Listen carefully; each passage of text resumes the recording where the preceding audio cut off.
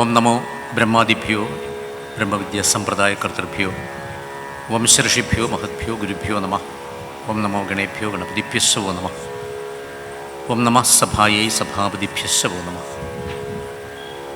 ഗുരുർബ്രഹ്മ ഗുരുർവിഷ്ണു ഗുരുർദേവോ മഹേശ്വര ഗുരു സാക്ഷാത് പരം ബ്രഹ്മ തസ്മൈ ശ്രീ ഗുരവേ നമഃ. സത്രത്തോട് അനുബന്ധമായി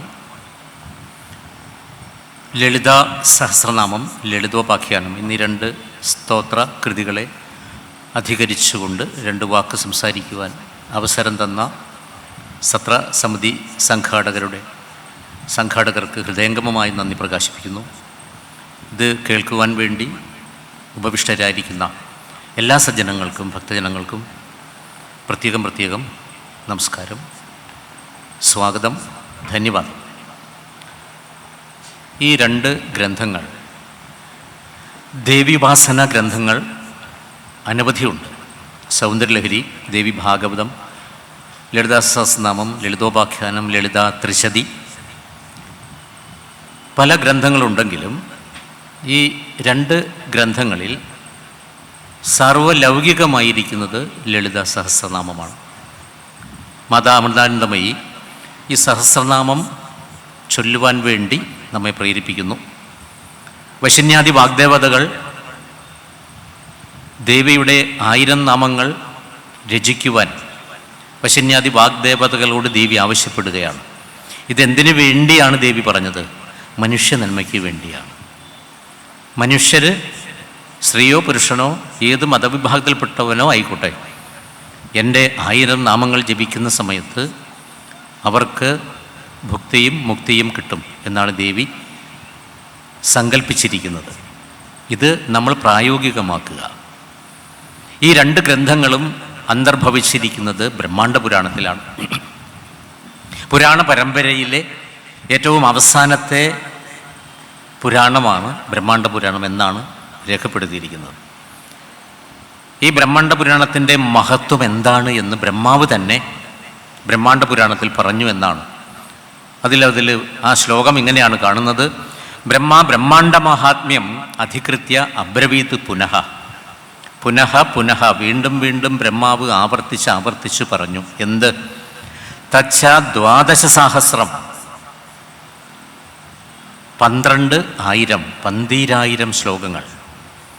ബ്രഹ്മാണ്ഡം 200 200 കൂടുതലുള്ള 12,000 ശ്ലോകങ്ങളുടെ മഹത്വം ബ്രഹ്മാണ്ഡ പുരാണത്തിന് ബ്രഹ്മാവ് തന്നെ പറഞ്ഞിരിക്കുന്നു.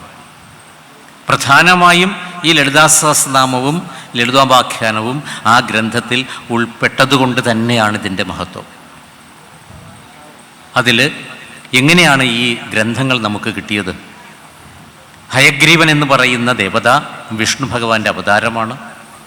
ഹയഗ്രീവൻ, ഗ്രീവ എന്ന് പറഞ്ഞാൽ കഴുത്ത്, കഴുത്തിന് മുകളിൽ കുതിരയുടെ തല, കഴുത്തിന് താഴെ മനുഷ്യൻ്റെ രൂപം, ഇങ്ങനെയുള്ള ഒരു ദേവത. അഗസ്ത്യ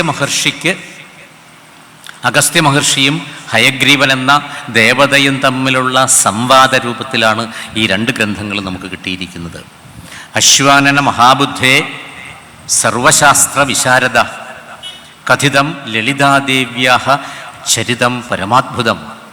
അല്ലയോ ഹയഗ്രീവ ദേവത, അഗസ്ത്യ മഹർഷി പറയുകയാണ്, അങ്ങനെക്ക് ദേവിയുടെ പട്ടാഭിഷേകം, ത്രിപുര മഹാത്മ്യം, ദേവിയുടെ യുദ്ധ ന്യാസവിധികൾ, ദേവിയുടെ മന്ത്രമായിരിക്കുന്ന പഞ്ചദശാക്ഷരി മന്ത്രത്തിൻ്റെ രഹസ്യ സ്വഭാവങ്ങൾ, ന്യാസം, ഷോഡാന്യാസങ്ങൾ, പുരശ്ചരണം, ഇതെല്ലാം എനിക്ക് അങ്ങ് പറഞ്ഞു തന്നു. പക്ഷേ ലളിതാ സഹസ്രനാമം മാത്രം എനിക്ക് എന്തുകൊണ്ട് പറഞ്ഞു തന്നില്ല? ഞാനത് കേൾക്കുവാൻ അധികാരി അല്ലാഞ്ഞിട്ടാണോ? വേണമെന്ന് കരുതി അങ്ങ് പറയാതിരുന്നതാണോ? അങ്ങ് മറന്നുപോയതാണോ? 3 ചോദ്യമാണ് ചോദിച്ചത്. അപ്പോഴാണ് പറയുന്നത്, ഹയഗ്രീവൻ പറയുന്നത്, ന ഷഠായ ന ദുഷ്ടായ ന അവിശ്വാസ്യായ കർഹിച്ചിത്. ഷഠന്മാരുടെ മുമ്പിൽ ഇത് പറയാൻ പാടില്ല, ദുഷ്ടന്മാരുടെ മുമ്പിൽ ഇത് പറയാൻ പാടില്ല, ദേവിയിൽ ഭക്തിയില്ലാത്തവരുടെ മുമ്പിൽ ഇത് പറയാൻ പാടില്ല. ഉപാസകായ ശുദ്ധായ, ഉപാസകൻ, ശുദ്ധ ഉപാസകൻ, സാത്വികമായിരിക്കുന്ന ഗുണങ്ങളോട് കൂടിയ ഒരു ഉപാസകൻ്റെ മുമ്പിൽ മാത്രമേ ഇത് പറയുവാൻ പാടുള്ളൂ. അതുകൊണ്ടാണ് ഞാൻ അങ്ങയുടെ മുമ്പിൽ ലളിതാ സഹസ്രനാമം പറഞ്ഞു തരാതിരുന്നത്. എങ്കിലും അങ്ങ് വളരെ ഭയഭക്തി ബഹുമാനത്തോടു കൂടിയാണ് ചോദിച്ചത്. അതുകൊണ്ട് രഹസ്യവും ഭക്തിയുള്ള ശിഷ്യനോട് ഓതണം ഗുരു എന്നാണ് നിയമം. ഏത് രഹസ്യവും ഗുരു ശിഷ്യന് പറഞ്ഞു കൊടുത്തുകൊള്ളണം. ഇതാണ് ഭാരതത്തിൻ്റെ ഗുരുസങ്കല്പം. ദൃഷ്ടദ്യുമ്നൻ എന്ന് പറയുന്ന ഒരു ശിഷ്യൻ ദ്രോണാചാര്യരുടെ മുമ്പിൽ വന്ന് അസ്ത്രവിദ്യ പഠിക്കുവാൻ ആവശ്യപ്പെട്ടു വന്നു. പാഞ്ചാലപുത്രനായിരിക്കുന്ന ദൃഷ്ടദ്യുമ്നൻ അഗ്നിയിൽ നിന്ന് ജനിച്ചവനാണ്. ദ്രോണാചാര്യരെ കൊല്ലുവാൻ വേണ്ടി തന്നെയാണ് ജനിച്ചിരിക്കുന്നത്. ഈ ശിഷ്യനായിട്ടുള്ള ആ വ്യക്തിയെ കണ്ട സമയത്ത് ദ്രോണാചാര്യർക്ക് മനസ്സിലായി, എൻ്റെ മുമ്പിൽ വന്ന് അസ്ത്രവിദ്യ ആഗ്രഹിക്കുന്ന ആ ശിഷ്യൻ എന്നെ കൊല്ലാൻ വേണ്ടിയാണ് ജനിച്ചിരിക്കുന്നത്. ഇത് അദ്ദേഹത്തിന് മനസ്സിലായി. ദ്രോണാചാര്യർ ആധ്യാത്മിക ഗുരു ആയിരുന്നില്ല, അസ്ത്രശസ്ത്രവിദ്യയുടെ ഗുരുവായിരുന്നു. അങ്ങനെ ശിഷ്യത്വം വേണമെന്ന് ആഗ്രഹിച്ച നിലയ്ക്ക് അത് പറഞ്ഞു കൊടുത്തുകൊള്ളണം എന്നതാണ് നിയമം. ഗീതോപദേശ സമയത്ത് ശിഷ്യസ്തേ ശാധിമാം ത്വാം പ്രപന്നം, എന്നെ ഇപ്പോൾ അങ്ങ് ശിഷ്യനായിട്ട് കണക്കാക്കണം. സീതന്തി മമ ഗാത്രാണി മുഖഞ്ച പരിശുഷ്യതി വേപതുശ്ച ശരീരമേ രോമഹർഷസ്യ ജായതേ ഗാണ്ഡീവം സ്രംസതേ. എൻ്റെ അഗ്നിദേവൻ എനിക്ക് തന്ന വില്ല് താഴെ വീഴുന്നു, എൻ്റെ ശരീരം വിറയ്ക്കുന്നു കൃഷ്ണ, എനിക്ക് യുദ്ധം ചെയ്യാൻ സാധ്യമല്ല. ഈ സമയത്ത് എന്നെ ശിഷ്യനായിട്ട് കണക്കാക്കണം. ഈ സമയത്ത് മാത്രമാണ് ഭഗവത്ഗീത കൃഷ്ണൻ പറഞ്ഞു കൊടുത്തത്. അതുപോലെ ആയോധന വിദ്യ, ആ യുദ്ധശാസ്ത്രത്തിൻ്റെ അസ്ത്രവിദ്യയും ശസ്ത്രവിദ്യയും മുഴുവനും ഒരു രഹസ്യവുമില്ലാതെ ഗുരുനാഥൻ ആ ദൃഷ്ടദ്യുമ്നന് പറഞ്ഞു കൊടുത്തു. ഇതാണ് ഗുരുസങ്കല്പം. അതുപോലെ തന്നെ ഹയഗ്രീവനോട് അഗസ്ത്യ മഹർഷി ചോദിക്കുകയാണ്, എല്ലാ രഹസ്യങ്ങളും എനിക്ക് പറഞ്ഞു തരണം, ലളിതാ സഹസ്രനാമവും എനിക്ക് പറഞ്ഞു തരണം. ഇങ്ങനെ ഇവരുടെ സംവാദ രൂപത്തിലാണ് ലളിതാ സഹസ്രനാമം നമുക്ക് കിട്ടിയിരിക്കുന്നത്. ലളിതോപാഖ്യാനം എന്ന് പറയുന്നത്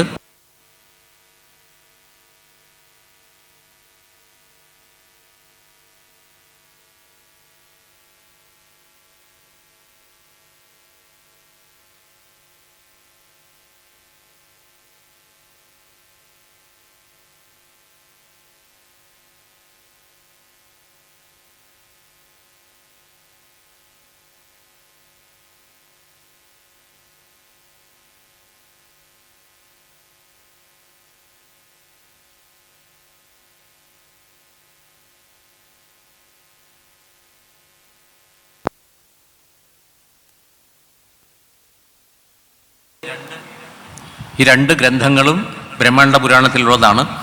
ബ്രഹ്മാണ്ഡ പുരാണം ആഖ്യാന പരമ്പര ആ ഗ്രന്ഥത്തിൽ തന്നെ പറയുകയാണ്, ഏകദേശം 27 കാതുകളിൽ കൂടി കേട്ടതിന് ശേഷമാണ് സൂത പൗരാണികൻ്റെ കയ്യിൽ ഈ പുരാണം വന്നിരിക്കുന്നത്. ആദ്യം തന്നെ ബ്രഹ്മാവ് വായു ഭഗവാന് പറഞ്ഞു കൊടുത്തു, പിന്നെ ബൃഹസ്പതി, പിന്നെ സൂര്യൻ, ഇന്ദ്രൻ, വസിഷ്ഠൻ, പരാശരൻ, അതിനുശേഷമാണ് വ്യാസമഹർഷിയുടെ ഏറ്റവും പ്രധാനപ്പെട്ട ശിഷ്യനായിരിക്കുന്ന സൂത പൗരാണികൻ്റെ ചെവിയിലെത്തിയത്. ഈ സൂതനാണ് നൈമിഷാരണ്യത്തിൽ മഹർഷിമാർക്ക് വേണ്ടി ഇത് പറഞ്ഞു കൊടുത്തത്. ഈ ബ്രഹ്മാണ്ഡ പുരാണത്തെ 3 ഖണ്ഡമായിട്ട് തിരിച്ചിട്ടുണ്ട്, 4 പാദങ്ങളായിട്ട് തിരിച്ചിട്ടുണ്ട്. ആ 3 ഖണ്ഡമെന്ന് പറയുന്നത് പൂർവഖണ്ഡം, മധ്യഖണ്ഡം, ഉത്തരഖണ്ഡം. അതിൽ ഉത്തരഖണ്ഡത്തിലാണ് ഈ 2 ഗ്രന്ഥങ്ങളും അന്തർഭവിച്ചിട്ടുള്ളത്. ലളിതാ സഹസ്രനാമത്തിൻ്റെ പ്രകരണം എന്നൊരു പ്രകരണമുണ്ട്. അത് 3 ഭാഗമാണ്. അതിലാദ്യം ഉപക്രമം, പിന്നീട് ലളിതാ സഹസ്രനാമം, പിന്നീട് അതിൻ്റെ ഫലശ്രുതി. ലളിതാ സഹസ്രനാമം എന്ന് പറയുന്നത് 3 ഭാഗമാണ്. ആ പ്രകരണത്തിലെ ഒരു ഭാഗം മാത്രമാണ് ലളിതാ സഹസ്രനാമം. അതിൻ്റെ ഫലശ്രുതിയിൽ പറയുന്നുണ്ട് എങ്ങനെയാണ് ദേവീഭക്തി ഉണ്ടാകുവാനുള്ള ഒരു കാരണം. ഈ ജന്മത്തിൽ എനിക്ക് ശിവനെ ഉപാസിക്കാൻ തോന്നുന്നില്ല, എനിക്ക് വിഷ്ണുവിനെ ഉപാസിക്കാൻ തോന്നുന്നില്ല, എനിക്ക് ദേവിയെ ഉപാസിക്കാൻ മാത്രമേ തോന്നുന്നുള്ളൂ, ഞാൻ ദേവീക്ഷേത്രത്തിൽ മാത്രമേ പോകാൻ ആഗ്രഹിക്കുന്നുള്ളൂ. ഇങ്ങനെ ഒരു തോന്നൽ ഉണ്ടാകുവാനുള്ള കാരണം എന്താണ് എന്നവിടെ പറഞ്ഞിരിക്കുകയാണ്. ഏന അന്യദേവതാ നാമകീർത്തിതം ജന്മകോടിഷു തസ്യ ഏവ ശ്രദ്ധ ശ്രീദേവി നാമകീർത്തനെ.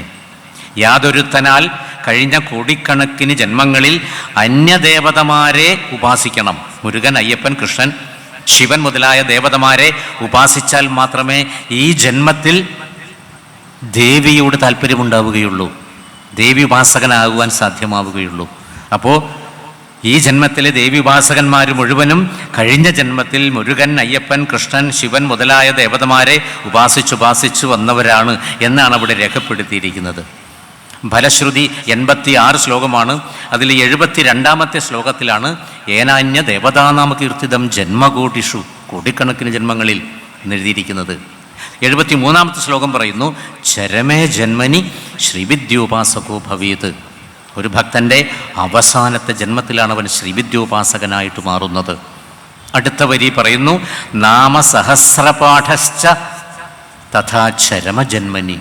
ഈ ലളിതാ സഹസ്രനാമം ഇപ്പോൾ വായിക്കുവാൻ താല്പര്യമുള്ള ഭക്തന്മാർ അത് വായിക്കുന്നത് കൊണ്ട് ഇനി അവർക്ക് അടുത്തൊരു ജന്മം ഉണ്ടാവുകയില്ല.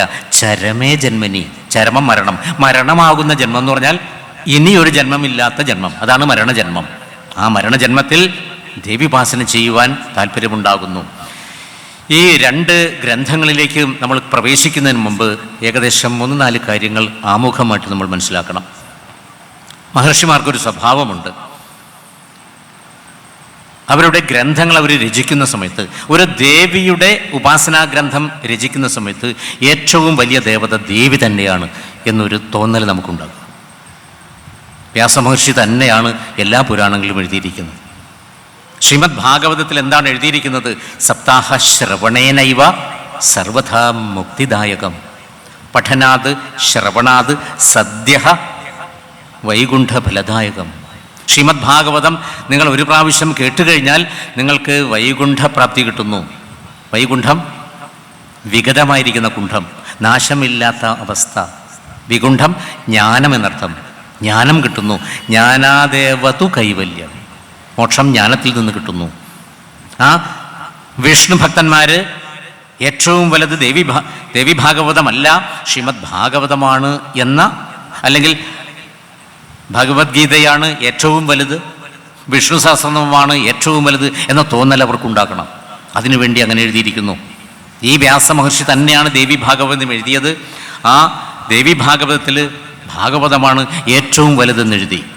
മറ്റൊരു സ്ഥലത്ത് വ്യാസമഹർഷി എഴുതിയിരിക്കുന്നു സർവദേവ നമസ്കാരം കേശവം പ്രതിഗച്ഛതി. നിങ്ങൾ ഏത് ദേവതമാരെ പൂജിച്ചു കഴിഞ്ഞാലും, കൃഷ്ണനെ പൂജിക്കുന്ന മുരുകനെയോ അയ്യപ്പനെയോ ശിവനെയോ പൂജിച്ചു കഴിഞ്ഞാൽ ആ നമസ്കാരം മുഴുവൻ കേശവൻ്റെ പാദത്തിലേക്കാണ് വരുന്നത്. ഇത് കേൾക്കുമ്പോൾ തന്നെ വിഷ്ണു ഭക്തന്മാർക്കൊരു ഉത്തേജനം വരുന്നു, ഒരു ഊർജ്ജവത്കരണം വരും. ഇനി ദേവി ഭക്തന്മാർക്ക് വേണ്ടി വ്യാസമഹർഷി എഴുതിയിരിക്കുകയാണ് അഷ്ടാദശ പുരാണാനാം മധ്യേ സർവോത്തമം പരം. 18 പുരാണങ്ങളിൽ വെച്ച് ഏറ്റവും വലുത് ദേവി ഭാഗവതം നാമ ധർമ്മകാമാർത്ഥസിദ്ധിതം. ഏറ്റവും വലുത് ദേവി ഭാഗവതമാണ് എന്ന് ദേവി ഭാഗവതത്തിൽ വ്യാസമഹർഷി എഴുതി. ആ ദേവിയുടെ വ്രതങ്ങളെപ്പറ്റി പറയുന്ന സമയത്തും ആ വ്രതമെടുക്കുന്ന ഭക്തന് ഏകാന്ത ഭക്തി കിട്ടുവാൻ വേണ്ടി, അനന്യഭക്തി കിട്ടുവാൻ വേണ്ടി, ആത്മവിശ്വാസം കിട്ടുവാൻ വേണ്ടി എഴുതി വച്ചിരിക്കുകയാണ് വ്രതാനി യാനി ചാന്യാനി ദാനാനി വിവിധാനി ച നവരാത്രി വ്രതസ്യാസ്യ നൈവ തുല്യാനി ഭൂതലേ. നവരാത്രി വ്രതം പോലെ ഈ ഭൂലോകത്ത് വേറൊരു വ്രതമില്ല. അപ്പോൾ ആ നവരാത്രി വ്രതം ആചരിക്കുന്ന ഭക്തന് ആത്മവിശ്വാസം ഉണ്ടാകും. ഇനി ശിവപുരാണം എഴുതിയതും വ്യാസമഹർഷി തന്നെയാണ്. അവിടെ വ്യാസമഹർഷി എന്താണ് എഴുതിയിരിക്കുന്നത്? നിങ്ങൾ 365 ദിവസവും ലളിതാ സഹസ്രനാമം വായിക്കേണ്ട, വിഷ്ണു സഹസ്രനാമം വായിക്കേണ്ട, നാരായണ മന്ത്രം ഒന്നും ജപിക്കേണ്ട. ശിവരാത്രിയിൽ ഒരു ദിവസത്തെ വ്രതം നിങ്ങൾ എടുത്താൽ മതി. അതവിടെ എഴുതി വച്ചിരിക്കുകയാണ്. ശിവരാത്രി വ്രതം നാമ സർവ്വ പാപപ്രണാശനം, നിങ്ങളുടെ എല്ലാ പാപങ്ങളും നശിപ്പിക്കുന്നു. നിങ്ങൾ ആ ഒരു ദിവസം ഉറക്കമില്ലാതെ പഞ്ചാക്ഷരം ജപിച്ചാൽ മതി. അവിടെ ശിവഭക്തന്മാർക്ക് ആത്മവിശ്വാസം കിട്ടുവാൻ വേണ്ടിയാണ്. ആ ചണ്ടാല മനുഷ്യാണാം ഭുക്തിമുക്തി പ്രദായകം. ചണ്ടാൽ എന്ന് പറഞ്ഞാൽ നായ്ക്കളുടെ മാംസം ഭക്ഷിക്കുന്ന ചണ്ടാളൻ വരെ ഒരു ദിവസത്തെ ശിവരാത്രി വ്രതം എടുത്തു കഴിഞ്ഞാൽ ശിവേന സഹമോദതേ, മരിച്ചതിന് ശേഷം കൈലാസത്ത് ശിവന്റെ കൂടെ സന്തോഷിക്കുവാൻ പറ്റുന്നു. സർവകാമാനവാപ്നോതി, എല്ലാ ആഗ്രഹങ്ങളും നമുക്ക് സാധിക്കുവാൻ പറ്റുന്നു. ഭുക്തിയും മുക്തിയും കിട്ടുന്നു ഒരു ദിവസത്തെ ശിവരാത്രി വ്രതം. അപ്പോൾ ശിവഭക്തന്മാർക്ക് അവിടെ ആത്മവിശ്വാസം ഉണ്ടാവും. അപ്പം നമ്മൾ വൈഷ്ണവനാണോ ശൈവനാണോ ശാക്തയനാണോ അത് നിങ്ങൾ തീരുമാനിക്കുക. ഇനി 3 വ്രതവും എടുക്കുന്നതുകൊണ്ട് യാതൊരു വിരോധവുമില്ല. ഇനി എല്ലാ ദേവതമാരും ഒന്ന് തന്നെയാണ്. അത് ആദ്യം മനസ്സിലാക്കുക. ഹരിരൂപി മഹാദേവ ലിംഗരൂപി ജനാർദ്ദന. ഹരിരൂപിയാണ് പരമശിവൻ, ലിംഗരൂപിയാണ് വിഷ്ണു. ഈശതപ്യന്തരം നാസ്തി. ഇതിൽ യാതൊരു ഭേദവും നിങ്ങൾ കണക്കാക്കരുത്. ഭേദം കണക്കാക്കി കഴിഞ്ഞാൽ നരകം വ്രജേത് എന്നാണ് എഴുതിയിരിക്കുന്നത്. ഈശതപ്യന്തരം നാസ്തി ഭേദകൃത് നരകം വ്രജേത്. ഇത് ഭേദം കൽപ്പിക്കുന്നവൻ നരകത്തിലേക്ക് പോകും എന്ന് പറഞ്ഞ് മഹർഷിമാർ നമ്മളെ പേടിപ്പിക്കുകയാണ്. ഇങ്ങനൊരു സ്വഭാവം മഹർഷിമാർക്കുണ്ട്. നമ്മളിൽ ആ സത്യം ഉറപ്പിക്കുവാൻ വേണ്ടി ചില സമയത്ത് അവർ നമ്മളെ പേടിപ്പിക്കും. യോ വൈ വിഷ്ണു സവൈ രുദ്രഹ. വിഷ്ണു ആരാണോ അത് തന്നെയാണ് രുദ്രൻ. യോ രുദ്രസ പിതാമഹ. ആ ശിവൻ എന്ന് പറയുന്നത് ബ്രഹ്മാവാണ്. ഏകമൂർത്തി ത്രയോ ദേവാഹ. ഈ ഒരു മൂർത്തി 3 ദേവതമാരും തന്നെയാണ്. രുദ്രവിഷ്ണു പിതാമഹാഹ. ഏകമൂർത്തി രുദ്രവിഷ്ണു പിതാമഹാഹ. ത്രിമൂർത്തികൾ എല്ലാം ഒരു മൂർത്തി തന്നെയാണ്. 3 വിഭാഗമായിട്ട് തിരിച്ചു വച്ചിരിക്കുന്നു എന്ന് മാത്രമേ ഉള്ളൂ. യഥാ ദുർഗാ തഥാ വിഷ്ണു, യഥാ വിഷ്ണു തഥാ ശിവ. ഏതത് ത്രയം ഏകമേവ. ഇനി ദുർഗയും വിഷ്ണുവും ഒന്ന് തന്നെയാണ്. ന പൃഥക് ഭാവയേത്. ഇതിൽ ഭേദവ്യത്യാസം നിങ്ങൾ കാണരുത്. ഇത്രയും തത്വം മനസ്സിലാക്കിയതിന് ശേഷമാണ് നമ്മളൊരു ഉപാസനയിലേക്ക് പ്രവേശിക്കേണ്ടത്.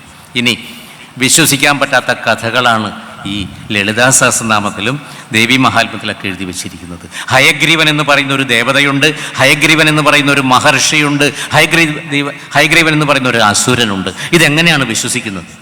ഇത് വിശ്വസിക്കാൻ പറ്റുന്ന കാര്യങ്ങളാണോ? കുതിരത്തലയുള്ള ഒരു അസുരൻ, ഒരു മഹർഷി, ഒരു ദേവൻ, മനുഷ്യൻ മാത്രമില്ല. ഇതെങ്ങനെ വിശ്വസിക്കുക? അപ്പോൾ കഥകളിലൂടെ സാധാരണക്കാർക്ക് ഈ തത്വം മനസ്സിലാക്കണമെങ്കിൽ കഥകളിലൂടെയാണ് പറഞ്ഞു കൊടുത്തിരിക്കുന്നത്. ആ സത്യം വേദവ്യാസ മഹർഷി ശ്രീമദ് ഭാഗവതത്തിൽ 12 സ്കന്ധം 3-ാമത്തെ അധ്യായത്തിൽ 14-ാമത്തെ ശ്ലോകത്തിൽ പറയുന്നുണ്ട്. അല്ലയോ പരീക്ഷിത രാജാവേ, ശ്രീശുക ബ്രഹ്മർഷിയെ കൊണ്ട് പറയിപ്പിക്കുകയാണ്, അനവധി കഥകൾ ഞാൻ അങ്ങയുടെ മുമ്പിൽ പറഞ്ഞു കഴിഞ്ഞു. രാജാക്കന്മാരുടെ കഥകളാണ്. കഥകളും ആ കഥകളുടെ ഉപകഥകളും ആ ഉപകഥകൾക്കുള്ള ഉപകഥകളും ഞാൻ അങ്ങയുടെ മുമ്പിൽ പറഞ്ഞു കഴിഞ്ഞു. ഇതൊന്നും പരമാർത്ഥ കഥകളായിരുന്നില്ല. വചോ വിഭൂതി, എൻ്റെ വാഗ്വിലാസം അങ്ങയെ അറിയിക്കുവാൻ വേണ്ടിയാണ് ഞാനിത് പറഞ്ഞത്. പിന്നെ എന്തിനു വേണ്ടിയാണ് ഞാനിത് പറഞ്ഞത്? വിജ്ഞാന വൈരാഗ്യ വിവക്ഷയാ വിഭോ കഥായിമാസ്തേ കഥിതാമഹീയസാം. മഹീയസാം മഹാരാജാക്കന്മാരുടെ കഥാഹ ഇമാഹ, ഈ കഥകൾ മുഴുവനും നതു പാരമാർത്ഥ്യം, ഒരു കാര്യവും സംഭവിച്ച കഥകളായിരുന്നില്ല. ഈ ഹയഗ്രീവൻ എന്ന് പറയുന്ന ദേവതയെപ്പറ്റി നിങ്ങൾ സംശയിക്കരുത്. ഒരു സത്യം നിങ്ങൾ മനസ്സിലാക്കണം, ഒരു തത്വം മനസ്സിലാക്കണം, ആ കഥയുടെ സന്ദേശം മനസ്സിലാക്കണം. അതിനു വേണ്ടിയാണ് ഞാൻ ഈ കഥകൾ രൂപപ്പെടുത്തിയിരിക്കുന്നത്. ഇതൊക്കെ തട്ടിപ്പ് കഥകളായിരുന്നു രാജാവേ. കഥകളുടെ പുറകെ രാജാവ് പോകരുത്. കഥയിലെ സന്ദേശം ഉൾക്കൊള്ളുക. അവിടെ പ്രത്യേകം വ്യാസമഹർഷി രേഖപ്പെടുത്തി, വിജ്ഞാന വൈരാഗ്യ വിഭക്തയ. വിജ്ഞാനവും വൈരാഗ്യവും അങ്ങയ്ക്ക് ഉണ്ടാകുവാൻ വേണ്ടിയാണ്. വിജ്ഞാനം മാത്രം പോരാ, വൈരാഗ്യബുദ്ധി ഉണ്ടായിരിക്കണം. ഈ കാണുന്ന സുഖങ്ങൾ, ഭൗതിക സുഖങ്ങൾ മുഴുവനും ശാശ്വതമായിരിക്കുന്ന സുഖങ്ങൾ അല്ല രാജാവേ. ഇതിനപ്പുറത്ത് വേറൊരു സുഖമുണ്ട് എന്നങ്ങ് മനസ്സിലാക്കണം. ഇവിടെ 10 തലയുള്ള രാവണൻ എങ്ങനെ നമ്മൾ വിശ്വസിക്കുക? ഗണപതി മനുഷ്യരൂപവും ഗജരൂപവും ധരിച്ചൊരു ദേവതാസങ്കല്പം. ഇത് വിശ്വസിക്കാൻ പറ്റുന്ന കാര്യങ്ങളല്ല. ആ കഥയെപ്പറ്റി പറയുന്ന സമയത്ത് കഥകളുടെ പുറകെ ഒരു കാരണവശാലും പോകാൻ പാടില്ല. മറ്റു മതവിഭാഗക്കാർ നമ്മളെ പരിഹസിക്കുകയാണ്, ഹിന്ദുക്കളെ പരിഹസിക്കുകയാണ്. ആ സമയത്ത് ഈ ശ്ലോകമാണ് പറഞ്ഞു കൊടുക്കേണ്ടത്. ശ്രീമദ് ഭാഗവതത്തിലെ 12 സ്കന്ധം 3-ാം അധ്യായം 14-ാമത്തെ ശ്ലോകം. കഥകളൊന്നും പരമാർത്ഥ കഥകളല്ല. വിജ്ഞാന വൈരാഗ്യ വിവക്ഷയാ വിഭോ. വിജ്ഞാനവും വൈരാഗ്യവും ഉണ്ടാകുവാൻ വേണ്ടിയാണ്. കൃഷ്ണനോടൊരു ചോദ്യം ചോദിക്കുന്നുണ്ട്, ഒരു ഗീതത്തിൽ ചോദിക്കുന്നുണ്ട്. ദുഃഖമൊടുക്കുന്ന തമ്പുരാനെ കൃഷ്ണ തൃക്കടൽ ഞാനിതാ കുമ്പിടുന്നേൻ. അതിൽ ചോദിക്കുകയാണ്, ജ്ഞാനമുണ്ടാവതിന് എന്തേ മൂലം കൃഷ്ണ. അപ്പോൾ കൃഷ്ണൻ പറയുകയാണ്, ജ്ഞാനമുണ്ടാവത് ഭക്തി കൊണ്ട്. അപ്പോൾ ചോദിക്കുകയാണ്, ഭക്തിയുണ്ടാവതിന് എന്തേ മൂലം കൃഷ്ണ. ഭക്തിയുണ്ടാവൂ വിരക്തി കൊണ്ടേ. വിരക്തി, വൈരാഗ്യബുദ്ധി, അറ്റാച്ച്മെൻ്റ് ഇല്ലാത്ത അവസ്ഥ, അതാണ് ഉണ്ടാവേണ്ടത്. ശക്തി പോയിടുവാൻ എന്തേ മൂലം കൃഷ്ണ. ചിത്തത്തിൽ നല്ലൊരു ശുദ്ധി കൊണ്ട്. ചിത്തശുദ്ധി ഉണ്ടെങ്കിൽ നമുക്ക് ഈ വൈരാഗ്യബുദ്ധി ഉണ്ടാവും. ചിത്തശുദ്ധിക്കു ഞാൻ എന്തു ചെയ്യൂ കൃഷ്ണ? ചിത്തശുദ്ധി ഉണ്ടാവാൻ വേണ്ടി ഞാൻ എന്താ ചെയ്യണ്ടേ? നല്ല വഴിക്കുള്ള ശ്രദ്ധ ചെയ്യൂ. നല്ല വഴിക്കുള്ള ശ്രദ്ധ ചെയ്തു കഴിഞ്ഞാൽ ചിത്തശുദ്ധി ഉണ്ടാവും. ശ്രദ്ധയുണ്ടാവതിനെന്തേ മൂലം കൃഷ്ണ? പുണ്യകഥകളെ കേട്ടുകൊള്ളുക. സത്കഥ കേൾപ്പതിനെന്തേ മൂലം കൃഷ്ണ? സജ്ജന സംഗതി ചെയ്തുകൊള്ളുക. സജ്ജനങ്ങൾ കൂടിച്ചേരുന്ന സമയത്ത് അവരുടെ കൂടെ നമ്മളിരിക്കുക. അവർ ഈ പുണ്യകഥകളും ആധ്യാത്മിക വിഷയങ്ങളും മാത്രമേ അവർ സംസാരിക്കുള്ളൂ. അവർ സംസാരിക്കുന്നത് കേട്ടിരിക്കുക. അതാണ് സജ്ജന സംഗതി ചെയ്തുകൊള്ളുക. സഞ്ജന സംഗതിക്ക് എന്തു ചെയ്യുവോ കൃഷ്ണ? വായുപുരേശനെ സേവ ചെയ്യുക. വായുപുരേശൻ അവിടെ ഗുരുവായൂരൊരു കൃഷ്ണൻ ഇരിക്കുന്നുണ്ട്. ആ ഗുരുവായൂരപ്പനെ സേവ ചെയ്തു കഴിഞ്ഞാൽ മാത്രമേ സജ്ജന സംഗതി ചെയ്തു കൊള്ളുവാൻ പറ്റുള്ളൂ. സജ്ജനങ്ങൾ എന്താ സംസാരിക്കുക? ഒരു കാരണം വെച്ചാലും സിനിമയുടെ കാര്യങ്ങൾ, എമ്പുരാൻ സിനിമയ്ക്ക് ഇപ്പോൾ എത്ര കളക്ഷൻ കിട്ടിയിട്ടുണ്ട്? ഇങ്ങനെയുള്ള ചോദ്യങ്ങളൊന്നും സജ്ജനങ്ങൾ ചോദിക്കില്ല. അവർ ഈ ആധ്യാത്മിക കാര്യങ്ങൾ, അപ്പോൾ അവർ പറയുന്നത് നമ്മൾ കേൾക്കുക. അതാണ് കൃഷ്ണൻ നമ്മളോട് പറയുന്നത്. വായുഗൃഹാധിപ വാസുദേവ ബാലഗോപാലക പാഹി മാമാം. കൃഷ്ണ ഹരേ ജയ, കൃഷ്ണ ഹരേ ജയ, കൃഷ്ണ ഹരേ ജയ, കൃഷ്ണ ഹരേ. അപ്പോൾ ഓരോ യുഗത്തിലും എങ്ങനെയാണ് ഈശ്വരോപാസന ചെയ്യേണ്ടത് എന്ന് വ്യാസമഹർഷി ഭാഗവതത്തിൽ പറഞ്ഞിട്ടുണ്ട്. ധ്യാനമാം കൃതയുഗേ. കൃതയുഗത്തിൽ ധ്യാനം, തപസ്സിനായിരുന്നു പ്രാധാന്യം. യജ്ഞമാം ത്രേതായുഗേ. ത്രേതായുഗത്തിൽ യജ്ഞമാണ്, യാഗം, പുത്രകാമേഷ്ടി മുതലായ യാഗത്തിനായിരുന്നു പ്രാധാന്യം. അർച്ചനം ദ്വാപരയിൽ. ദ്വാപരയുഗത്തിൽ അർച്ചനം, പുഷ്പാഞ്ജലിക്കായിരുന്നു പ്രാധാന്യം. കീർത്തനം കലിയുങ്കൽ. കലിയുഗത്തിൽ നിങ്ങൾ തപസ് ചെയ്യേണ്ട, നിങ്ങൾ പുഷ്പാഞ്ജലി ചെയ്യേണ്ട, നിങ്ങൾ യാഗം ചെയ്യേണ്ട, നാമസങ്കീർത്തനത്തിന് നിങ്ങൾ പ്രാധാന്യം കൊടുത്തുകൊള്ളണം എന്ന് വ്യാസമഹർഷി ആ ഭാഗവത്തിൽ കൂടി നമുക്ക് പറഞ്ഞു തന്നിരിക്കുകയാണ്. എന്തുകൊണ്ടാണ് ഈ നാമസങ്കീർത്തനം അല്ലെങ്കിൽ ജപത്തിന് പ്രാധാന്യം വന്നിരിക്കുന്നത്? കൃഷ്ണൻ ഗീതോപദേശ സമയത്ത് അർജുനോട് പറഞ്ഞു, യജ്ഞാനാം ജപയജ്ഞോസ്മി. അർജുന, ഞാൻ ജപയജ്ഞമാകുന്നു. എൻ്റെ നാമങ്ങൾ ഉച്ചരിച്ചാൽ മതി, എനിക്ക് പുഷ്പാഞ്ജലിയും വേണ്ട, ഒന്നും വേണ്ട. ഇനി നിർബന്ധമാണെങ്കിലോ പത്രം പുഷ്പം ഫലം തോയം യസ്തു ഭക്തിയാ പ്രയച്ഛതി. ഒരു പത്രം എനിക്ക് തന്നാൽ മതി. പത്രം എന്ന് പറഞ്ഞാൽ ഒരു ഇല എന്നാണ് അർത്ഥം. പത്രേ 2 ഇല, പത്രാണി 3 ഇല. ഒരു തുളസിയില മതി. പുഷ്പം, ഒരു പുഷ്പം തന്നാൽ മതി, കൂടുതൽ പുഷ്പം എനിക്ക് വേണ്ട. പത്രം പുഷ്പം ഫലം, ഒരു കൊല കദളിപ്പഴമൊന്നും നിങ്ങൾ കാഴ്ചവെക്കേണ്ട കാര്യമില്ല എനിക്ക്. ഒരു പടല പോലും വേണ്ട, ഒരു പഴം തന്നാൽ മതി. എങ്ങനെയായിരിക്കണം? ഭക്തിയാ പ്രയച്ഛത. അതിൻ്റെ കൂടി ഒരു മേൻപൊടി ഭക്തിയോടുകൂടി എനിക്ക് തന്നാൽ മതി. ആ ശ്ലോകത്തിൽ 2 പ്രാവശ്യം വ്യാസമഹർഷി ഭക്തി ശബ്ദം പ്രയോഗിച്ചിട്ടുണ്ട്. അതാണ് ഭക്തിക്ക് പ്രാധാന്യം വന്നിരിക്കുന്നത്. ഇവിടെ യജ്ഞാനാം ജപയജ്ഞോസ്മി. എന്തുകൊണ്ടാണ് ജപയജ്ഞന് പ്രാധാന്യം കൊടുത്തിരിക്കുന്നത്? ഹിംസാശൂന്യത്വേന. യാഗം ചെയ്യുന്ന സമയത്ത് പശുവിനെ കൊന്ന് അതിൻ്റെ വപയെടുക്കണം. അതൊരു ക്രിയയാണോ യാഗത്തിന്? ജപയത്തിന് യാതൊരു ഹിംസയും വരുന്നില്ല. ആ ലളിതാ സഹസ്രനാമമോ വിഷ്ണു സഹസ്രനാമമോ ശിവൻ്റെ അഷ്ടോത്തരമോ പഞ്ചാക്ഷര മന്ത്രമോ ജപിക്കുന്ന സമയത്ത് യാതൊരു ഹിംസയും നമ്മൾ ചെയ്യുന്നില്ല. അതുകൊണ്ട് ജപയജ്ഞത്തിന് പ്രാധാന്യം. കലിയുഗത്തിൽ ജപത്തിന് പ്രാധാന്യം കൊടുക്കണം. കലൗ ചണ്ഡീ വിനായകോ എന്ന് പ്രത്യേകം പറയുന്നു. മഹർഷിമാർ തന്നെ പറയുകയാണ്, കലിയുഗത്തിൽ ഏതൊക്കെ ദേവതമാർക്കാണ് പ്രാധാന്യം കൊടുക്കേണ്ടത് എന്നാണെങ്കിൽ ചണ്ഡിക്കും വിനായകനുമാണ് പ്രാധാന്യം കൊടുക്കേണ്ടത്. ഇത് പറയുന്ന സമയത്ത് ഞാൻ ആദ്യം പറഞ്ഞത് മനസ്സിലാക്കുക, ഞാൻ ഇനി ഇവിടെ സംസാരിക്കുന്നത് ദേവിക്ക് പ്രാധാന്യം കൊടുത്തിട്ടായിരിക്കും. അപ്പോൾ വിഷ്ണു ഭക്തന്മാരും ശിവഭക്തന്മാരും സംശയിക്കാൻ പാടില്ല.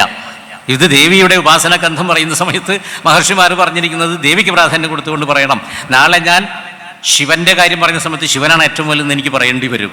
ഈ ഒരു സ്വഭാവം മനസ്സിലാക്കിയിട്ടാണ് നമ്മൾ മുന്നോട്ട് പോകുന്നത്. ദേവി ഉപാസനയുടെ മഹത്വം എന്താണ്? യത്രാസ്തി ഭോഗോ നചതത്ര മോക്ഷ. എവിടെയാണോ ഭൗതിക സുഖമുള്ളത് അവിടെ മോക്ഷമില്ല. യത്രാസ്തി മോക്ഷോ നചതത്ര ഭോഗ. എവിടെയാണോ മോക്ഷമുള്ളത് അവിടെ ഭോഗമില്ല. ശ്രീസുന്ദരീ സേവന തൽപരാണാം. സുന്ദരിയെ സേവിക്കുന്നവർക്ക്. ഈ സുന്ദരി ആരാണ്? ത്രിപുരസുന്ദരി. സുന്ദരിക്ക് 25 നാമങ്ങളാണ് പര്യായങ്ങളായിട്ടുള്ളത്. ത്രിപുര സുന്ദരി, ത്രിപുരസുന്ദരി, മഹാത്രിപുരസുന്ദരി, ലളിത, പരമേശ്വരി, ലളിതാ പരമേശ്വരി, കാമേശ്വരി, രാജരാജേശ്വരി, ലളിത ഭട്ടാരിക, അനങ്കാനങ്ക വല്ലഭ. 25 നാമങ്ങളാണ് ദേവിക്കുള്ളത്. ഏതും നാമത്തിലും പറഞ്ഞു കഴിഞ്ഞാൽ അത് ഒരു ദേവി തന്നെയാണ്. അപ്പോൾ ദേവിയുടെ ഉപാസന ചെയ്യുന്നവർക്ക് മോക്ഷശ്ച ഭോഗശ്ച കരസ്ഥയേവ. ഒരു കയ്യിൽ മോക്ഷവും ഒരു കയ്യിൽ ഭോഗവും ദേവി നമുക്ക് തരുന്നു എന്നാണ് പറയുന്നത്.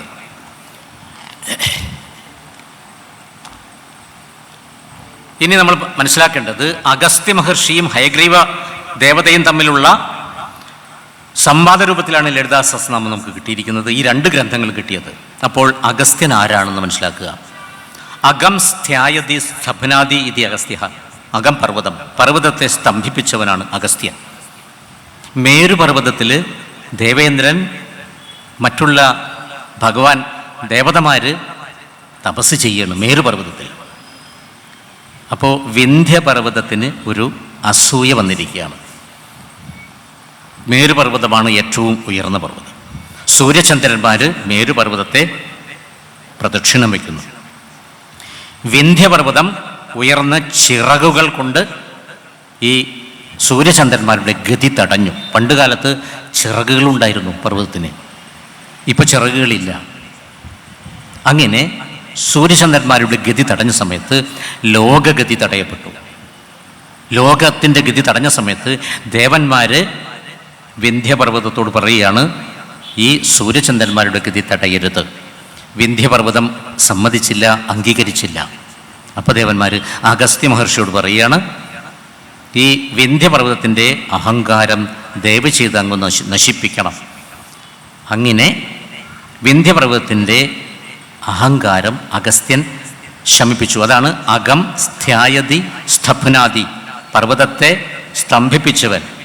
ആ മേരുപർവ്വതത്തിൻ്റെ ഗതി വിന്ധ്യപർവ്വതം തടഞ്ഞ സമയത്ത് വിന്ധ്യപർവ്വതത്തിൻ്റെ അഹങ്കാരം നശിപ്പിച്ചു. അതാണ് അഗസ്ത്യൻ എന്ന് പേര് വന്നിരിക്കുന്നത്. ഇനി സമുദ്രം കുടിച്ച് വറ്റിച്ചിട്ടുണ്ട് ഒരു പ്രാവശ്യം അഗസ്ത്യ മഹർഷി. കുബേരൻ, മാരീചൻ, താടകമാരെ ശപിച്ചിട്ടുണ്ട്. ശ്രീരാമന് ആദിത്യ ഹൃദയമന്ത്രം ഉപദേശിച്ചു കൊടുത്തത് അഗസ്ത്യ മഹർഷിയാണ്. 10 തലയുള്ള രാവണനെ കണ്ട സമയത്ത് ശ്രീരാമചന്ദ്രൻ വിറച്ചു എന്നാണ് രാമായണത്തിൽ എഴുതിയിരിക്കുന്നത്. ഈ സമയത്താണ് അഗസ്ത്യ മഹർഷി, ഞാനൊരു കാര്യം ഇപ്പോൾ പറഞ്ഞു തരാം, ഇത് ഏറ്റു ചൊല്ലിക്കോളൂ, ഇതാണ് രഹസ്യമായിരിക്കുന്ന ആദിത്യ ഹൃദയമന്ത്രം.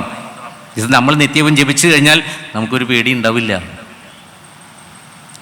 ഇനി ഒരു രഹസ്യമായിരിക്കുന്ന ശരം കൊടുത്തിട്ടുണ്ട് അഗസ്ത്യ മഹർഷി ശ്രീരാമചന്ദ്രന്. ആ അസ്ത്രത്തിൻ്റെ പ്രാധാന്യം എന്താണ്?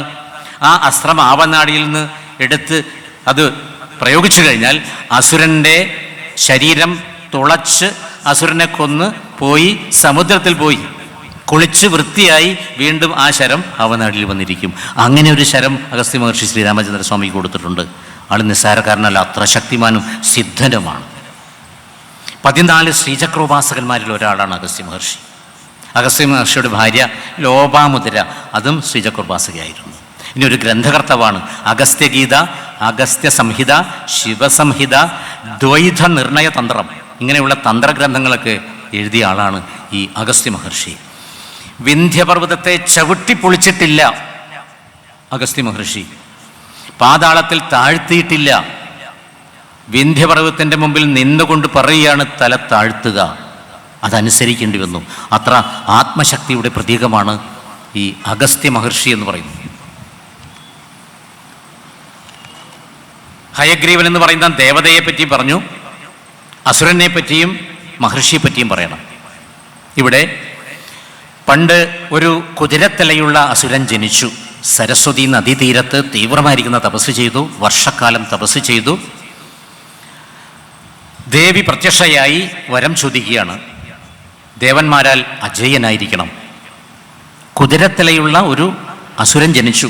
അതിൻ്റെ പുറകിൽ അനവധി കഥകളുണ്ട്, മുഴുവൻ പറയാൻ നമുക്ക് സമയമില്ല. തൽക്കാലം ഒരു അസുരൻ ജനിച്ചതായിട്ട് മനസ്സിലാക്കുക.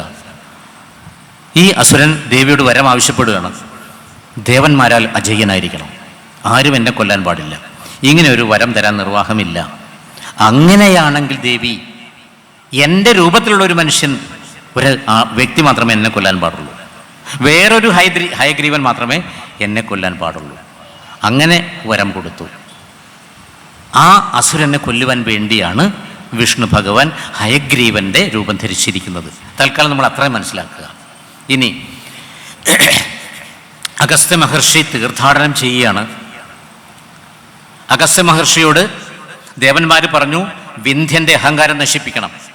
അതിനുവേണ്ടി കാശ്മീരിൽ നിന്നും കേരളത്തിലേക്ക് തീർത്ഥാടനം ചെയ്യുകയാണ്. ക്ഷേത്രങ്ങളെല്ലാം ദർശനം ചെയ്യുന്നു, പ്രധാന നഗരങ്ങൾ കാണുന്നു, തീർത്ഥസ്നാനങ്ങളെല്ലാം കുളിച്ചു സ്നാനം ചെയ്തുകൊണ്ട് ഇദ്ദേഹം കാഞ്ചീപുരത്തെത്തി. കാഞ്ചീപുരം, കാഞ്ചി കാമാക്ഷി, അവിടെയാണ് 3 ദേവതകളുള്ളത്, ശിവൻ, വിഷ്ണു, ദേവി. അവിടെ 3 ദേവതമാരെയും പൂജിച്ചു. തീവ്രമായിരിക്കുന്ന തപസ് ചെയ്യുകയാണ്. അങ്ങനെ തീവ്രമായിരിക്കുന്ന തപസ്സിൽ വിഷ്ണു ഭഗവാൻ സന്തുഷ്ടനായി മുമ്പിൽ അവതരിച്ചു. എന്ത് വരമാണ് വേണ്ടത് എന്ന് ചോദിച്ചു. അപ്പോൾ അഗസ്ത്യ മഹർഷി പറയുകയാണ്, ഞാൻ ഈ ലോകം മുഴുവൻ പര്യടനം ചെയ്ത് വരുന്ന സമയത്ത് കണ്ട ഒരു കാഴ്ച, ഈ മനുഷ്യർ മുഴുവനും ഭൗതിക സുഖത്തിൽ മുങ്ങിക്കൊണ്ടിരിക്കുന്നു. വിഷയസുഖത്തിലും ലൈംഗിക സുഖത്തിലും ഭക്ഷണ സുഖത്തിലും ഒരു മുങ്ങി പോയിക്കൊണ്ടിരിക്കുകയാണ്. ഇവരെ ഉദ്ധരിക്കുവാൻ വേണ്ടി ഞാൻ എന്താണ് ചെയ്യേണ്ടത്? ഇതാണ് എനിക്ക് അങ്ങ് പറഞ്ഞു തരേണ്ടത്. അപ്പോൾ ഹയഗ്രീവൻ പറഞ്ഞു, ഈ ചോദ്യം എന്നോട് ഇതിനു മുമ്പ് പരമശിവൻ ചോദിച്ചിട്ടുണ്ട്, ബ്രഹ്മാവ് ചോദിച്ചിട്ടുണ്ട്, ദുർവാസാവ് മഹർഷിയും എന്നോട് ചോദിച്ചിട്ടുണ്ട്. ഇപ്പോൾ 4ാമത് അങ്ങാണ് ചോദിക്കുന്നത്. ഈ സമയത്ത് ഹയഗ്രീവൻ പറയാണ്, തസ്മാത് അശേഷലോകാനാം ത്രിപുരാരാധനം വിന, ത്രിപുരയെ സേവിക്കാതെ ഈ ലോകത്തിലുള്ളവർക്ക് ഗതി കിട്ടുകയില്ല. ത്രിപുര എന്ന് പറഞ്ഞാൽ എന്താണെന്ന് ഞാൻ നേരത്തെ പറഞ്ഞു. ത്രിപുര സുന്ദരി, ത്രിപുരസുന്ദരി, മഹാത്രിപുരസുന്ദരി, ലളിത പരമേശ്വരി, ലളിതാ പരമേശ്വരി, ലളിത ഭട്ടാരിക, ഇതെല്ലാം ഒരു ദേവി തന്നെയാണ്. ദേവിയുടെ പ്രഭാവം പറഞ്ഞു തരണം എന്ന് പറഞ്ഞു. തസ്മാത് അശേഷലോകാനം, ഈ ലോകത്തിലുള്ളവർക്ക് മുഴുവനും ഭക്തന്മാരും ദേവിയെ ഉപാസിക്കാതെ ഗതി കിട്ടുകയില്ല എന്ന് പറഞ്ഞ സമയത്ത് ചോദിക്കുകയാണ്, ദേവിയുടെ പ്രഭാവം എങ്ങനെയാണ് ദേവി ഇവിടെ അവതരിച്ചത് എന്ന് എനിക്ക് പറഞ്ഞു തരണം. ആ സമയത്താണ് ഇത്രയും കാര്യങ്ങൾ പറഞ്ഞു കൊടുത്തത്. എന്തെല്ലാം പറഞ്ഞു കൊടുത്തു? അവതാരകഥ. പ്രധാനമായും ദേവി അവതരിച്ചത് ഭണ്ഡാസുരനെ കൊല്ലാൻ വേണ്ടിയായിരുന്നു. ലളിതാ സഹസ്രനാമത്തിൽ 3-4 നാമങ്ങളുണ്ട്. ഭണ്ഡപുത്രവധോദ്യുക്ത, ഭണ്ഡസൈന്യവധോദ്യുക്ത, ഭണ്ഡാസുരവധോദ്യുക്ത, ഭണ്ഡാസുരേന്ദ്ര നിർമുക്ത ശസ്ത്ര പ്രത്യസ്ത്ര വർഷിണി. 4 നാമങ്ങളാണ് വശിന്യാദി ദേവതകൾ ലളിതാ സഹസ്രനാമത്തിൽ ഭണ്ഡ ശബ്ദം പ്രയോഗിച്ചുകൊണ്ട് രേഖപ്പെടുത്തി തന്നിരിക്കുന്നത്. പ്രധാനമായും ദേവി അവതരിച്ചത് ഭണ്ഡാസുരനെ കൊല്ലുവാൻ വേണ്ടിയായിരുന്നു എന്ന് പറഞ്ഞു. പക്ഷേ എല്ലാം പറഞ്ഞു കൊടുത്തു. ത്രിപുര വർണ്ണനം, ദേവിയുടെ പട്ടാഭിഷേകം, പഞ്ചദശാക്ഷരി മന്ത്രത്തിൻ്റെ രഹസ്യ സ്വഭാവം, ന്യാസം, ഇതെല്ലാം പറഞ്ഞതിന് ശേഷവും ലളിതാ സഹസ്രനാമം പറഞ്ഞു കൊടുത്തില്ലായിരുന്നു. അതെന്തുകൊണ്ടാണ് പറഞ്ഞു തരാതിരുന്നത്? ഞാനതിന് കേൾക്കാൻ അർഹതയില്ലാഞ്ഞിട്ടാണോ? അങ്ങ് മറന്നുപോയത് കൊണ്ടാണോ? അങ്ങ് വേണമെന്ന് കരുതി പറഞ്ഞു തരാതിരുന്നതാണോ? അങ്ങനെ ഭക്തിയോടുകൂടി ചോദിച്ച സമയത്ത് അത് പറഞ്ഞു കൊടുത്തു. അശ്വാനന മഹാബുദ്ധേ സർവശാസ്ത്ര വിശാരദ, എല്ലാ ശാസ്ത്രങ്ങളിലും പണ്ഡിതനായിരിക്കുന്ന അശ്വാനന, കുതിരത്തലയുള്ളവനെ, കഥിതം ലളിതാദേവ്യ ചരിതം പരമാത്ഭുതം, ലളിതാദേവിയുടെ പരമാത്ഭുതമായിരിക്കുന്ന കഥകൾ മുഴുവനും അങ്ങനെക്ക് പറഞ്ഞു തന്നു. സഹസ്രനാമം പറഞ്ഞു തന്നില്ല. അപ്പോഴാണ് പറയുന്നത്, ന ഷഠായ ന ദുഷ്ടായ ന അവിശ്വാസ്യായ. ദേവിയിൽ വിശ്വാസമുള്ളവരുടെ മുമ്പിൽ മാത്രമേ ഇത് പറയാൻ പാടുള്ളൂ. ഷഠന്മാരുടെ മുമ്പിലോ ദുഷ്ടന്മാരുടെ മുമ്പിലോ ഇത് പറഞ്ഞു കൊടുക്കാൻ പാടില്ല. അഗസ്ത്യ മഹർഷി, എന്തിനു വേണ്ടി ദേവി അവതരിച്ചു എന്ന് പറഞ്ഞു തരൂ. അപ്പോഴാണ് പറയുന്നത്, ഭണ്ഡാസുരവധത്തിന് വേണ്ടി. ഈ ഭണ്ഡാസുരൻ ആരായിരുന്നു? അതൊന്ന് പറഞ്ഞു തരൂ. പരമശിവന്റെ തപസ്സിന് ഭംഗം വരുത്തുവാൻ പോയ കാമദേവൻ താരകാസുരനെ കൊല്ലുവാൻ വേണ്ടി സുബ്രഹ്മണ്യൻ ജനിക്കണം. സുബ്രഹ്മണ്യൻ എന്ന് പറയുന്നത് പരമശിവന്റെയും പാർവതിയുടെയും പുത്രനായിട്ട് ജനിക്കണം. അപ്പം പാർവതിയും പരമശിവനും തമ്മിൽ സംയോഗം ചെയ്യണം. അതിനുവേണ്ടി പരമശിവന്റെ തപസ്സളക്കണം. നിസ്സാരക്കാരനല്ല പരമശിവൻ, അങ്ങനെ ഇളകില്ല. കാമദേവൻ വിചാരിച്ചു കഴിഞ്ഞാലൊന്നും നടക്കില്ല. സുന്ദരിയായ പാർവതിയുടെ മുമ്പിൽ പരമശിവന്റെ മനസ്സ് ഇളക്കാൻ വേണ്ടി കാമദേവൻ ബാണങ്ങൾ അയച്ചു. ഈ സമയത്ത് പരമശിവന്റെ മനസ്സ് ഇളകി. ഈ ഇളകിയ സമയത്ത് പരമശിവൻ ആലോചിക്കുകയാണ്, എന്തുകൊണ്ടാണ് എൻ്റെ മനസ്സിൽ ഇളകിയത്? ആരാണ് ഇളക്കിയത്? അപ്പോഴാണ് മുമ്പിൽ കാമദേവൻ നിൽക്കുന്നത്. തൃക്കണ്ണിലെ അഗ്നിജ്വാല കൊണ്ട് ശരീരം ദഹിപ്പിച്ച് ചാമ്പലാക്കി കളഞ്ഞു. ചാരം ഭസ്മമായി മാറി. ഈ ഭസ്മത്തെ ചിത്രസേനൻ എന്ന് പറയുന്ന ഗണനായകൻ വാരിക്കൂട്ടി ഒരു പുരുഷരൂപത്തിലാക്കിയ സമയത്ത് പരമശിവൻ ദേഷ്യത്തോടുകൂടി നോക്കിയ സമയത്ത് ആ ചാരത്തിന് ജീവൻ വെച്ചു. അതാണ് ഭണ്ഡാസുരൻ. ആ ദേഷ്യത്തോടുകൂടിയാണ് നോക്കിയത്. ഈ സമയത്ത് ജീവനുള്ള ഒരു കുട്ടിയായിട്ട് അവിടെ ഭണ്ഡാസുരൻ ജനിച്ചു. അപ്പോഴേക്കും ബ്രഹ്മാവ് ഭണ്ട് ഭണ്ട് എന്ന് പറഞ്ഞു എന്നാണ്. ഭണ്ട് എന്ന് പറഞ്ഞാൽ മണ്ടത്തരം. പരമശിവന് മണ്ടത്തരം പറ്റി, പരമശിവന് മണ്ടത്തരം പറ്റി എന്നാണ് പറയുന്നത്.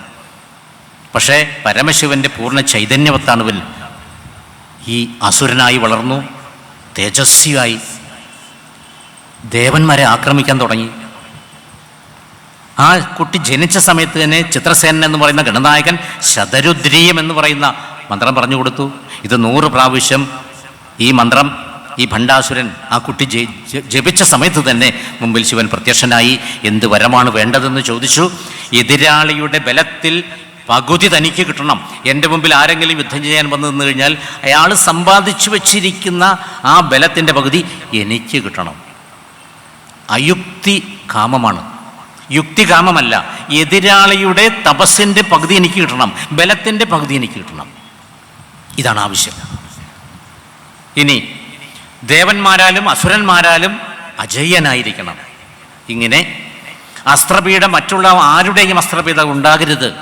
ഇങ്ങനെ വരം കൊടുത്തു. ദേവന്മാരെ സേവകന്മാരാക്കി അങ്ങനെ രാജ്യഭരണം ചെയ്തുകൊണ്ടിരിക്കുകയാണ്. രൗദ്ര സ്വഭാവിയായ അസുരനായി മാറി. ശുക്രാചാര്യരുടെ നിർദ്ദേശപ്രകാരം അസുരശില്പിയായിരിക്കുന്ന മയനെ കൊണ്ട് ശോണിതപുരം എന്ന് പറയുന്ന ഒരു നഗരമുണ്ടാക്കി. ദേവനഗരത്തിന് തുല്യമായിരിക്കുന്ന ശോണിതപുരം എന്ന് പറയുന്ന നഗരം, അവിടെയാണ് ദേവതുല്യമായിരിക്കുന്ന കൊട്ടാരത്തിൽ ഇയാൾ വാണുകൊണ്ടിരിക്കുന്നത്. 8 പേരാണ് മന്ത്രിമാർ ഭണ്ഡാസുരന്. 4 ഭാര്യമാരുണ്ട്. ദേവന്മാർ സേവകന്മാരാണ്. ലോകത്തിൽ അധർമ്മം, അനീതി മുതലായവ വന്നു തുടങ്ങി. രക്ഷപ്പെടാൻ ദേവന്മാർ ആഗ്രഹം പ്രകടിപ്പിച്ചു. വിഷ്ണു ഭഗവാനോട് പോയി പറയുകയാണ്. വിഷ്ണു ഭഗവാൻ മായാദേവി, ഒരു സുന്ദരിയായിരിക്കുന്ന സ്ത്രീയെ ജനിപ്പിച്ചു. ആ സ്ത്രീയുടെ കൂടെ കുറേ അപ്സരസ്സുകളെയും കൊടുത്തു. ആ ഭണ്ഡാസുരനെ വശീകരിക്കാൻ വേണ്ടി പറഞ്ഞു. അങ്ങനെ ഭണ്ഡൻ ഇവരുടെ മോഹവലയത്തിലായി. ഭരണം തകരാറായി. നാരദൻ ദേവേന്ദ്രൻ്റെ അടുത്ത് ഭണ്ഡൻ്റെ വിനാശകാലം അടുത്തിരിക്കുകയാണ്, വേഗം തന്നെ ഭണ്ഡാസുരനെ കൊല്ലുവാനുള്ള വഴി നിങ്ങൾ നോക്കിക്കൊള്ളുക എന്ന് പറഞ്ഞു. ഭണ്ഡൻ്റെ വിനാശകാലം അടുത്തു. ഇനി സാക്ഷാൽ ത്രിപുരസുന്ദരി ഇവിടെ അവതരിക്കണം. അതിനുവേണ്ടി ദേവിയെ പ്രത്യക്ഷപ്പെടുത്തണം, യാഗം ചെയ്യണം, തപസ് ചെയ്യണം. ഇങ്ങനെ ദേവന്മാരുടെ നീക്കം അറിഞ്ഞു.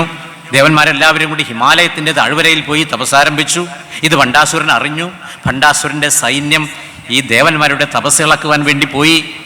ഈ സമയത്ത് ദേവി മായാരൂപിണിയായിട്ടൊരു മതിൽ നിർമ്മിച്ചു. ഈ മതിലിൻ്റെ അപ്പുറത്തേക്ക് അവർക്ക് കടക്കാൻ പറ്റുന്നില്ല. അങ്ങനെ ഈ സൈന്യം തോറ്റ് പുറകിലേക്ക് പോയി. പക്ഷേ ദേവന്മാരുടെ ഭയം നശിക്കുന്നില്ല. ഇനിയും ഭണ്ഡാസുരൻ വരും എന്ന് ധരിച്ചു. അങ്ങനെയാണെങ്കിൽ നമുക്ക് ഇനി എന്താണ് ചെയ്യേണ്ടത്? ദേവേന്ദ്രൻ, അഗ്നിഭഗവാൻ, സൂര്യഭഗവാൻ, എല്ലാവരും, യമഭഗവാൻ, എല്ലാവരും കൂടി സമ്മേളനം കൂടി നമ്മൾക്കൊരു കാര്യം ചെയ്യാം. യോജന വിസ്തീർണമുള്ള ഹോമകുണ്ഡം നിർമ്മിച്ചുകൊണ്ട് അതിൽ മഹായാഗക്രമാരാധ്യ മഹായാഗം ചെയ്യാം. ഇത് വ്യക്തമായി ലളിതോപാഖ്യാനത്തിൽ പറയുന്നുണ്ട്. ലളിതാ സഹസ്രനാമത്തിൽ ഇത് പറയുന്നില്ല. യോജന വിസ്താരം, വലിയ കിലോമീറ്റർ വീതിയും ചുറ്റളവുള്ള ഹോമകുണ്ഡമാണ് നിർമ്മിച്ചത്. കുണ്ഡം യോജന വിസ്താരം സമ്യക് കൃത്വാ തുശോഭനം മഹായാഗവിധാനേന മഹാമാംസൈഹി വയം സുരാഹ. മഹാമാംസം കൊണ്ട് നമുക്ക് ദേവിയെ ഹോമിക്കണം.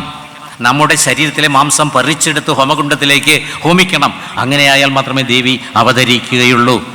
അതാണ് മഹായാഗം.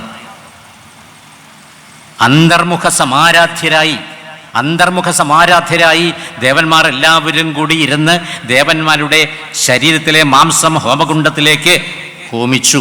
എന്നിട്ടും ദേവി അവതരിക്കുന്നില്ല. മാംസം പറിച്ചെടുത്ത് ഹോമിച്ചു. ശരീരത്തിലെ മറ്റു ഭാഗങ്ങളിലെ മാംസം ഹോമിക്കുവാൻ ആഗ്രഹിച്ചു. ദേവന്മാർ ശരീരം മുഴുവനും ഹോമിക്കുവാൻ തീരുമാനിച്ച സമയത്താണ് ദേവി ആവിർഭവിച്ചത്.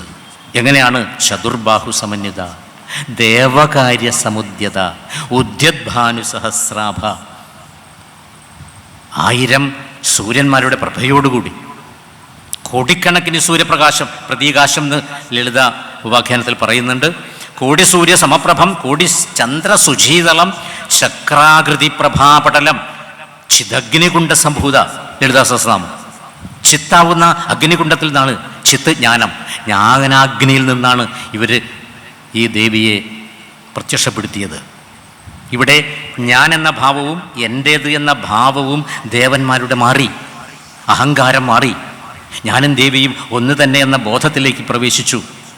ഈ സമയത്താണ് ഈ ദേവി അവതരിച്ചത്. അപ്പോൾ ഇതിൽ നിന്ന് മനസ്സിലാക്കേണ്ടത് എന്താണ്? നമ്മുടെ വ്യക്തിബോധത്തെ സമഷ്ടിബോധമാക്കി പ്രവർത്തിപ്പിക്കുക. വ്യഷ്ടിബോധം എന്ന് പറഞ്ഞാൽ വ്യക്തിബോധം, എൻ്റേത് എന്ന ബോധത്തെ ദേവിയുടെ ബോധത്തിലേക്ക് നമ്മൾ മാറ്റുക എന്നത് ദേഹത്തിൽ, അത് നിസ്സാരമായ കാര്യമല്ല. ഈ പറയുന്നത് മാംസം പറിച്ചെടുത്ത് ഹോമിക്കുന്നതിന് തുല്യമാണ് വ്യഷ്ടിബോധത്തെ, വ്യക്തിബോധത്തെ സമഷ്ടിബോധത്തിലേക്ക് അർപ്പിക്കുക എന്നത്. നിസ്സാരമായ കാര്യമല്ല. അതാണ് ദേവന്മാർ ചെയ്തത്. പക്ഷേ സമഷ്ടിബോധത്തെ പ്രാപിക്കാതെ വ്യഷ്ടിതലത്തിലെ പ്രശ്നങ്ങളിൽ നിന്ന് നമുക്ക് മുക്തി നേടാൻ പറ്റുകയില്ല. ഈ സത്യം മനസ്സിലാക്കാൻ വേണ്ടിയാണ് ഈ കഥ നമുക്ക് തന്നിരിക്കുന്നത്. ഇത് ഉണ്ടായ കഥയൊന്നും ആകണമെന്നില്ല. ഈ തത്വം നമ്മളെ ബോധിപ്പിക്കുന്നു. ഇവിടെ ത്രിപുരസുന്ദരിയാണ് ആയിട്ട് വന്നത്. സാക്ഷാൽ മഹാത്രിപുരസുന്ദരിയായിട്ടാണ് ദേവി അവതരിച്ചത്. ഇത് അമാനുഷിക തലത്തിലുള്ളവർക്ക് മാത്രമേ ദേവിയെ കാണാൻ പറ്റുകയുള്ളൂ, മനുഷ്യർക്ക് കാണാൻ പറ്റുകയില്ല. മഹാത്രിപുരസുന്ദരിയെ ദേവന്മാർക്ക് മാത്രമേ കാണാൻ പറ്റുകയുള്ളൂ. ഇങ്ങനെ ദേവന്മാർ ആ സമയത്ത് എന്ത് ചെയ്തു? ഇത് മനുഷ്യർക്കും ഈ ദേവിയുടെ അനുഗ്രഹം കിട്ടണ്ടേ? അതിനുവേണ്ടി ലളിതാസ്തവരാജം എന്ന് പറയുന്ന സ്തോത്രം അവർ ചൊല്ലി. ഏകദേശം 30ഓളം ശ്ലോകങ്ങളാണ്. ഈ ശ്ലോകം നിങ്ങൾ ചൊല്ലിയാൽ മതി, നിങ്ങൾ ലളിതാ സഹസ്രനാമം വായിക്കേണ്ട എന്ന് ആ ലളിതാസ്തവരാജത്തിൻ്റെ താഴെ അതിൻ്റെ ഫലശ്രുതി എഴുതി വെച്ചിട്ടുണ്ട്. ഇതും തീവ്രമായിരിക്കുന്ന ഭക്തിയോടുകൂടിയുള്ള ഒരു സ്തവമാണത്. ഇങ്ങനെ ലളിതാസ്തവരാജം ഇവർ വായിച്ച സമയത്ത് എന്താണ് സംഭവിച്ചത്? ത്രിപുരസുന്ദരി എന്ന് പറയുന്ന ദേവി ലാളിത്യ സ്വഭാവത്തോടു കൂടിയ ലളിതയായി മാറി. ത്രിപുരസുന്ദരിയെ മനുഷ്യർക്ക് അനുഭവിക്കാൻ സാധ്യമല്ല. മനുഷ്യർക്ക് അനുഭവിക്കണമെങ്കിൽ ഈ ചരാചരങ്ങളിൽ മുഴുവനും ലാളിത്യ സ്വഭാവത്തോടു കൂടി ദേവി വർത്തിക്കണം. ദേവിയുടെ ആ ഒരു വലിയ അഹങ്കാരമോ ആ പ്രഭാവമോ ദേവി ചുരുക്കി മനുഷ്യർക്ക് അനുഭവിക്കാൻ പറ്റുന്ന തരത്തിൽ സുന്ദരി എന്ന് പറയുന്ന ദേവി ലളിതാ ത്രിപുരസുന്ദരിയായി മാറി. അത് ഈ ലളിതാസ്തവരാജം ദേവന്മാർ പാടിയ സമയത്താണ് ഇങ്ങനെ മാറിയത്. ലളിത, ലോകത്തെ മുഴുവനും ലാളിത്യത്തോടുകൂടി പ്രാപിക്കുന്നവളാണ് ലളിതാദേവി. ഭക്തരായ നമ്മൾ അയുക്തികാമം മൂലം പലപ്പോഴും നടുങ്ങിപ്പോകുന്നു. ഇവിടെ ഈ കഥാഭാഗം എന്താണ് സൂചിപ്പിക്കുന്നത്? ദേവേന്ദ്രൻ എന്ന് പറയുന്നത് നമ്മുടെ മനസ്സിൻ്റെ പ്രതീകമാണ്. ദേവന്മാരെന്ന് പറയുന്നത് ജ്ഞാനേന്ദ്രിയങ്ങളും കർമ്മേന്ദ്രിയങ്ങളുമാണ്. 10 ഇന്ദ്രിയങ്ങളാണ് ദേവന്മാർ. ഈ അയുക്തികാമം, നമുക്കും ഈ അയുക്തികാമം ഉണ്ടാകും. ഈ അയുക്തികാമം മൂലം പലപ്പോഴും നമ്മൾ ഭക്തന്മാർ, സാധകന്മാർ നടുങ്ങിപ്പോകുന്നു. പ്രതീക്ഷിക്കാത്ത ദുഃഖങ്ങളാണ് നമുക്ക് വന്നു ചേരുന്നത്. ഈശ്വര സർവഭൂതാനാം ഹൃദ്ദേശേ അർജുന തിഷ്ഠതി, ഗീതോപദേശ സമയത്ത് കൃഷ്ണൻ പറഞ്ഞിട്ടുണ്ട്. അതുപോലെ ത്രിപുരസുന്ദരി അല്ലെങ്കിൽ ലളിതാസുന്ദരി നമ്മുടെ ഹൃദയത്തിലാണ് ഇരിക്കുന്നത്. ആ തൻ്റെ ഹൃദയത്തിലുള്ള ത്രിപുരസുന്ദരിയെ സ്വന്തം മനസ്സിനെ മുൻനിർത്തി എല്ലാ ഇന്ദ്രിയങ്ങളും ദേവിയിൽ കേന്ദ്രീകരിച്ചാൽ മാത്രമേ ദേവി നമ്മിൽ പ്രത്യക്ഷമാവുകയുള്ളൂ. ഇവിടെ ഹോമകുണ്ഡത്തിൽ ചിദഗ്നിയാണുള്ളത്. സാധാരണ നമ്മൾ ഈ ഹവിസ്, നെയ്യ്, പുഷ്പങ്ങൾ ഹോമിക്കുന്ന ഹോമകുണ്ഡമായിരുന്നില്ല, ചിദഗ്നി കുണ്ഡമായിരുന്നത്. ചിദഗ്നിയെ വ്യാവഹാരിക തലത്തിലും അതിലെ തേജസ്സാകുന്ന ഭഗവതിയെ പാരമാർത്ഥിക തലത്തിലുമാണ് വിഭാവന ചെയ്യേണ്ടത് ഒരു സാധകൻ. സാധനയുടെ തീവ്രത കൂടുമ്പോൾ സാധക ശരീരത്തിൽ തത്വരൂപം കൈവരുന്നു, അത് വെളിപ്പെട്ട് കിട്ടുന്നു. ചിദഗ്നി സ്വയം രൂപം കൊള്ളുന്നു ഒരു സാധകന്റെ മനസ്സിൽ. ചിദഗ്നിയിൽ നിന്ന് വന്ന ത്രിപുരസുന്ദരിയുടെ ശിരസ്സാണ് ആദ്യം വശിനി വാഗ്ദേവതകൾ കണ്ടത്.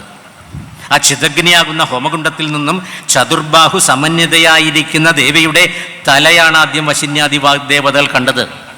പിന്നെയാണ് 4 കൈ കണ്ടത്. അതിലാണ് രാഗസ്വരൂപ പാശാഠ്യ ക്രോധാകാരാങ്കുശോജ്വല മനോരൂപേക്ഷു കോതണ്ട പഞ്ചതന്മാത്ര സഹായക. പാശമാണ് ഒരു കയ്യിലുള്ളത്, കയറിൻ്റെ കഷണം. ഒരു കയ്യിലോ അങ്കുശം, തോട്ടിയാണ് ഒരു കയ്യിലുള്ളത്. ഇതെന്തിനു വേണ്ടിയാണ് ഈ പാശം പിടിച്ചിരിക്കുന്നത്? ദേവിക്ക് എന്ത് ആവശ്യമാണ്? മനുഷ്യരുടെ പാശത്തെ നശിപ്പിക്കുവാൻ വേണ്ടിയാണ് ദേവി പാശം പിടിച്ചിരിക്കുന്നത്.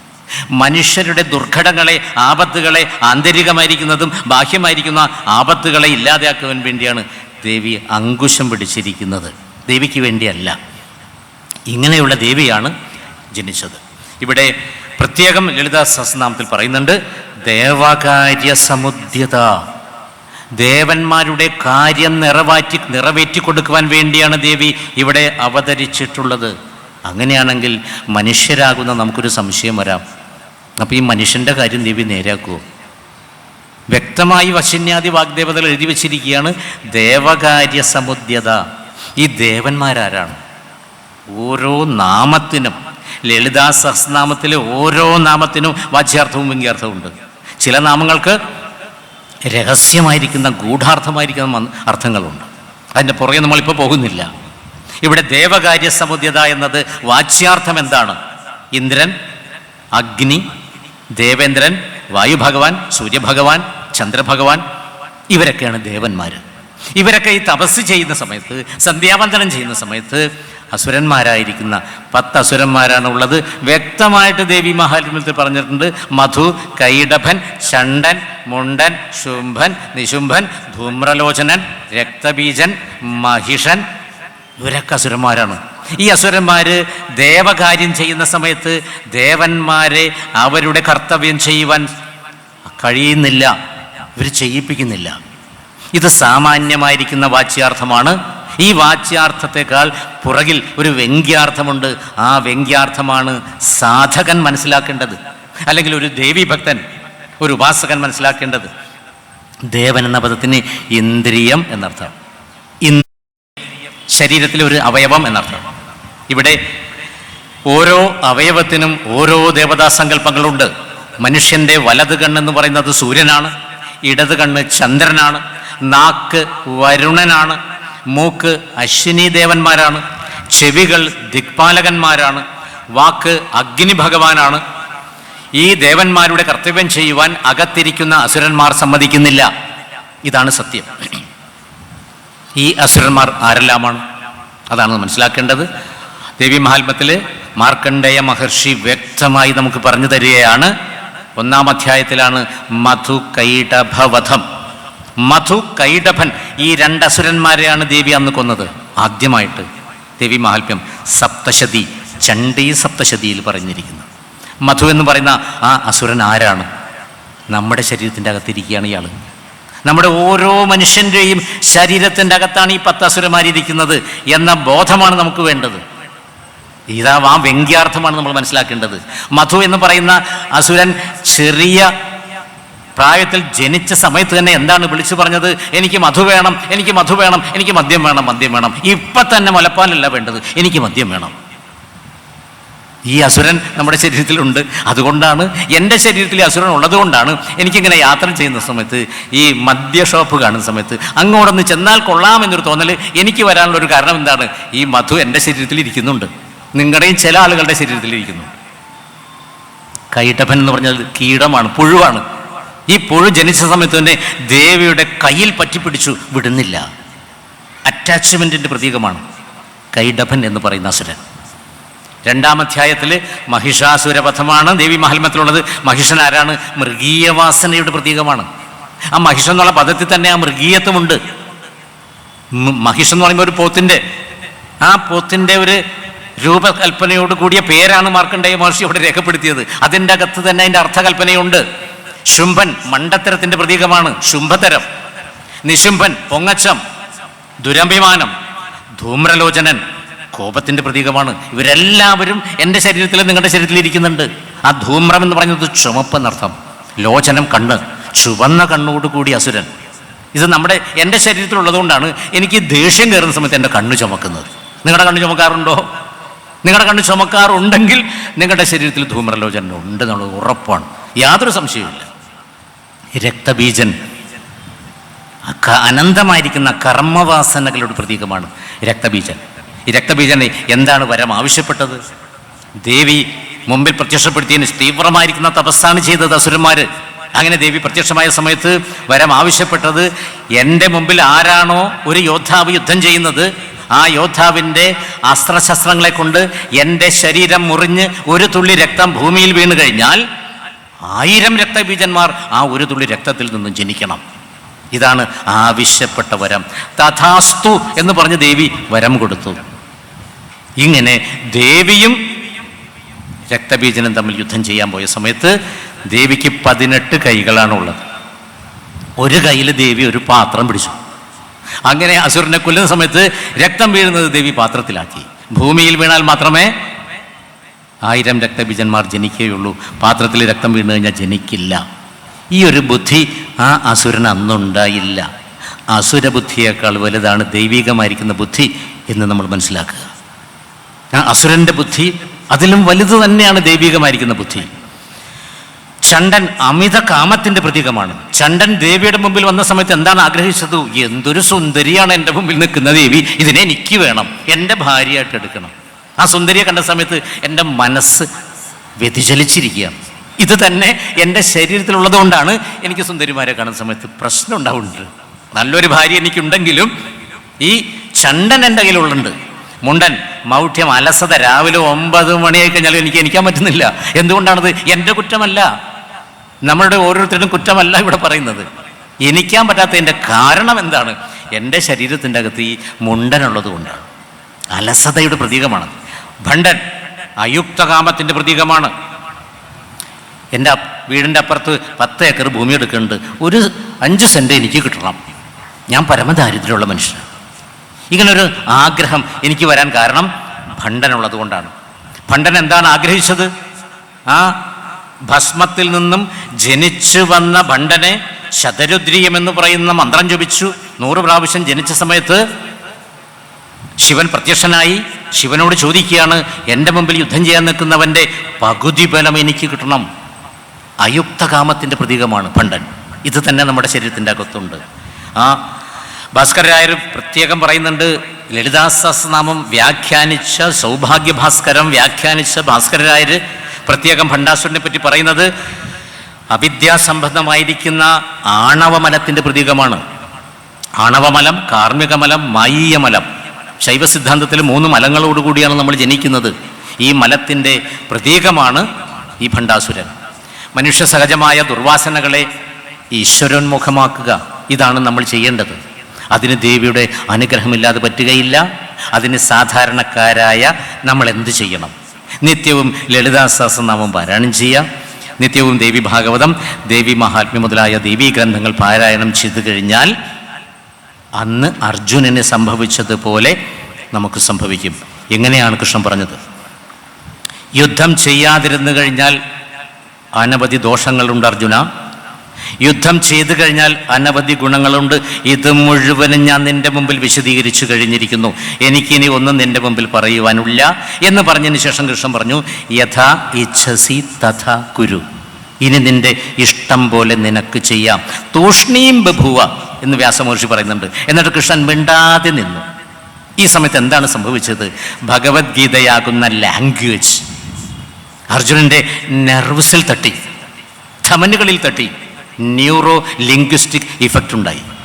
NLP എന്ന് പറയും, neuro linguistic effect, neuro linguistic പ്രോഗ്രാമായി മാറി. അതുപോലെ ഈ ലളിതാ സഹസ്രനാമം അല്ലെങ്കിൽ വിഷ്ണു സഹസ്രനാമം, ശിവൻ്റെ 108 അഷ്ടോത്തരം, പഞ്ചാക്ഷര മന്ത്രം, ഏത് മന്ത്രവും ജപിക്കുമ്പോഴും ന്യൂറോ ലിംഗ്വിസ്റ്റിക് ഇഫക്റ്റ് ഉണ്ടായിരിക്കും. ഇങ്ങനെ ദേവി തന്നെ നമ്മളെ നിയന്ത്രിക്കും. മദ്യഷോപ്പിൻ്റെ കൂടെ പോകുന്ന സമയത്ത് നീ അങ്ങോട്ട് കയറണ്ട എന്ന് ദേവി നമ്മളെ കൊണ്ട് തോന്നിപ്പിക്കും. അതിനുവേണ്ടി ഞാൻ എന്ത് ചെയ്യണം? ലളിതാ സഹസ്രനാമമോ ഏതെങ്കിലും നാമങ്ങളോ ജപിച്ചുകൊണ്ടേയിരിക്കുക, നിത്യവും ജപിക്കുക. ഇത് മന്ത്രങ്ങളാണ് മുഴുവനും. ആ ദേവിയുടെ പാശാങ്കുശ രാഗസ്വരൂപ പാശാഢ്യ, പാശം എന്ന് പറഞ്ഞാൽ കുരുക്കിട്ട കയറിൻ്റെ കഷ്ണമാണ് ദേവി പിടിച്ചിരിക്കുന്നത്. ഇതെന്തിനു വേണ്ടിയാണ് ഈ കയറിൻ്റെ കഷ്ണം? അത് എന്തുമാത്രം നീളമുണ്ട് ഈ കയറിൻ്റെ കഷ്ണത്തിന് എന്നാണെങ്കിൽ ഒരു വ്യാഖ്യാന ഗ്രന്ഥങ്ങളിലും ഇല്ല. ഊഹിച്ചു പറയാൻ പറ്റും. ഒരു കുതിരയുടെ മുകളിലിരിക്കുന്ന വ്യക്തി, കുതിരസവാരിക്കാരൻ, കുതിരയെ നിയന്ത്രിക്കാൻ വേണ്ടി ആ കഴുത്തിൽ കെട്ടിയ കയറിൻ്റെ അത്ര നീളത്തിലാണ് ആ കഷ്ണം. പാശം എന്ന് പറയുന്നത് മനുഷ്യൻ്റെ പാശമാണ്. ഈ മനുഷ്യൻ്റെ പാശത്തെ നിയന്ത്രിക്കണമെങ്കിൽ ദേവിയുടെ പാശത്തെപ്പറ്റി മനനം ചെയ്തുകൊണ്ടിരിക്കണം. ക്രോധാകാരാങ്കുശോജ്വല, പാശത്തിന് വിരുദ്ധത വരുന്ന സമയത്ത് ക്രോധമുണ്ടാകും. അത് ആ മൃഗങ്ങൾക്ക് പോലും ഉണ്ടാകും. പുലി, സിംഹം മുതലായവർക്കും പാശമുണ്ട്. അനുരാഗത്തിൻ്റെ പ്രതീകമാണ് പാശം. അത്രയും ദേഷ്യമുള്ള പുലിക്കും ഒരു പെൺപുലിയെ കാണുന്ന സമയത്ത് രാഗമുണ്ടാകുന്നു. ആ പാശം മൃഗങ്ങൾക്കുണ്ട്. ക്രോധമുണ്ടാകുന്നു. പാശത്തിൻ്റെ വൈരുദ്ധ്യത വരുന്ന സമയത്താണ് ക്രോധമുണ്ടാകുന്നത്. ഈ ക്രോധം നിയന്ത്രിക്കണമെങ്കിൽ, നമുക്കുണ്ടാകുന്ന ക്രോധം നിയന്ത്രിക്കണമെങ്കിൽ ദേവിയുടെ കയ്യിലുള്ള അങ്കുശത്തെ പറ്റി മനനം ചെയ്തുകൊണ്ടേയിരിക്കുക. ഇത് ദുർവാസാവ് മഹർഷി പ്രത്യേകം ദേവി മഹിമന സ്തോത്രത്തിൽ പറഞ്ഞു തന്നിട്ടുണ്ട്. ദേവിയുടെ കയ്യിലിരിക്കുന്ന ആ ഉപാധികളെപ്പറ്റി ചിന്തിച്ചു കൊണ്ടേയിരിക്കുക. എന്നാലത് മനനം ചെയ്തുകൊണ്ടേയിരിക്കുക. അങ്ങനെയാണ് ഈ ഇഫക്റ്റ് നമുക്ക് NLP വരുന്നത്. അവിടെ ഭണ്ഡാസുരനും ദേവിയും തമ്മിൽ ഭയങ്കര യുദ്ധമാണ് ചെയ്തത്. എത്ര വ്യത്യസ്തമായ ആയുധങ്ങളാണ് അവിടെ പ്രയോഗിച്ചത് എന്ന് ലളിതോപാഖ്യാനത്തിൽ വ്യക്തമായി 26-ാമത്തെ അധ്യായത്തിൽ പറഞ്ഞു തന്നിട്ടുണ്ട്. ആദ്യം തന്നെ ദേവസൈന്യവും അസുര സൈന്യവും തമ്മിൽ മുമ്പിൽ നിന്നു കഴിഞ്ഞു. ആദ്യം ഭണ്ഡനാണ് പ്രയോഗിച്ചത്. അന്ധതാമിശ്രം എന്ന് പറയുന്ന അസ്ത്രമാണ് പ്രയോഗിച്ചത്. മുമ്പിൽ നിൽക്കുന്ന ദേവസേനയ്ക്ക് കൂരിരട്ടുണ്ടാക്കി, അപ്പോൾ കണ്ണു കാണാൻ പറ്റാതെയാക്കി. ഭണ്ഡാസുരൻ്റെ ശക്തിയാണ് കാണിച്ചത്. തമോ ഗുണത്തിൻ്റെയും അജ്ഞാനത്തിൻ്റെയും പ്രതീകമാണ് അന്ധതാമിശ്രം എന്നത്. ആ സമയത്ത് ദേവിക്ക് മനസ്സിലായി. ദേവി സൂര്യാസ്ത്രം പ്രയോഗിച്ചു. സൂര്യൻ എന്ന് പറഞ്ഞ പ്രകാശമാണ്. സത്വഗുണത്തിൻ്റെ പ്രതീകമാണ്, ജ്ഞാനത്തിൻ്റെ പ്രതീകമാണ് സൂര്യൻ. ആ സൂര്യാസ്ത്രം പ്രയോഗിച്ച സമയത്ത് കൂരിരുട്ട് മാറി. പെട്ടെന്ന് പാഷണ്ഡാസ്ത്രം പ്രയോഗിച്ചു ഭണ്ഡാസുരൻ. നാസ്തികത്വം, ഈശ്വര വിരോധം, അതാണ് പാഷണ്ഡം എന്ന് പറയുന്നത്. ഈ സമയത്ത് ദേവി ഗായത്രി അസ്ത്രം പ്രയോഗിച്ചു.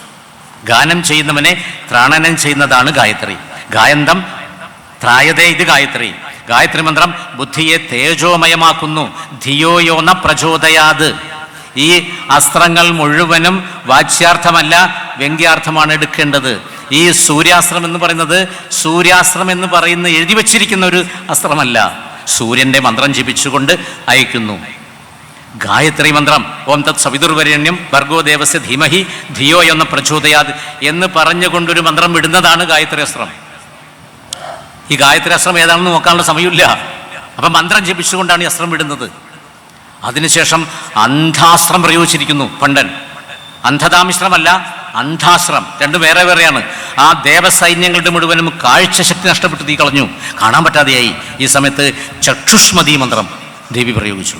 ജ്ഞാനപ്രതീകമായിരിക്കുന്ന ദൂരെയുള്ള കാര്യങ്ങൾ വരെ കാണാൻ പറ്റുന്നതാണ് ചക്ഷുഷ്മതി മന്ത്രം. ഈ ചക്ഷുഷ്മതി മന്ത്രം മാലാമന്ത്രമാണ്. ഈ മന്ത്രം നിങ്ങൾ നിത്യവും ജപിക്കുകയാണെങ്കിൽ പരശുരാമകൽപ്പസൂത്രം എന്ന് പറയുന്ന തന്ത്രഗ്രന്ഥത്തിൽ പ്രത്യേകം വ്യാഖ്യാനത്തിൽ രേഖപ്പെടുത്തിയിരിക്കുകയാണ്.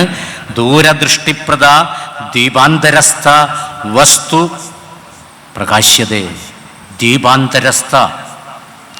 ഞാൻ നിത്യവും ചക്ഷുഷ്മതി മന്ത്രം ജപിച്ചുപാസിക്കുന്ന ഒരു സാധകനാണെങ്കിൽ ഭാരതദ്വീപത്തിൻ്റെ അപ്പുറത്തുള്ള അമേരിക്കൻ ദ്വീപിൽ ഇപ്പോൾ ട്രംപ് എന്ത് ചെയ്യുന്നു?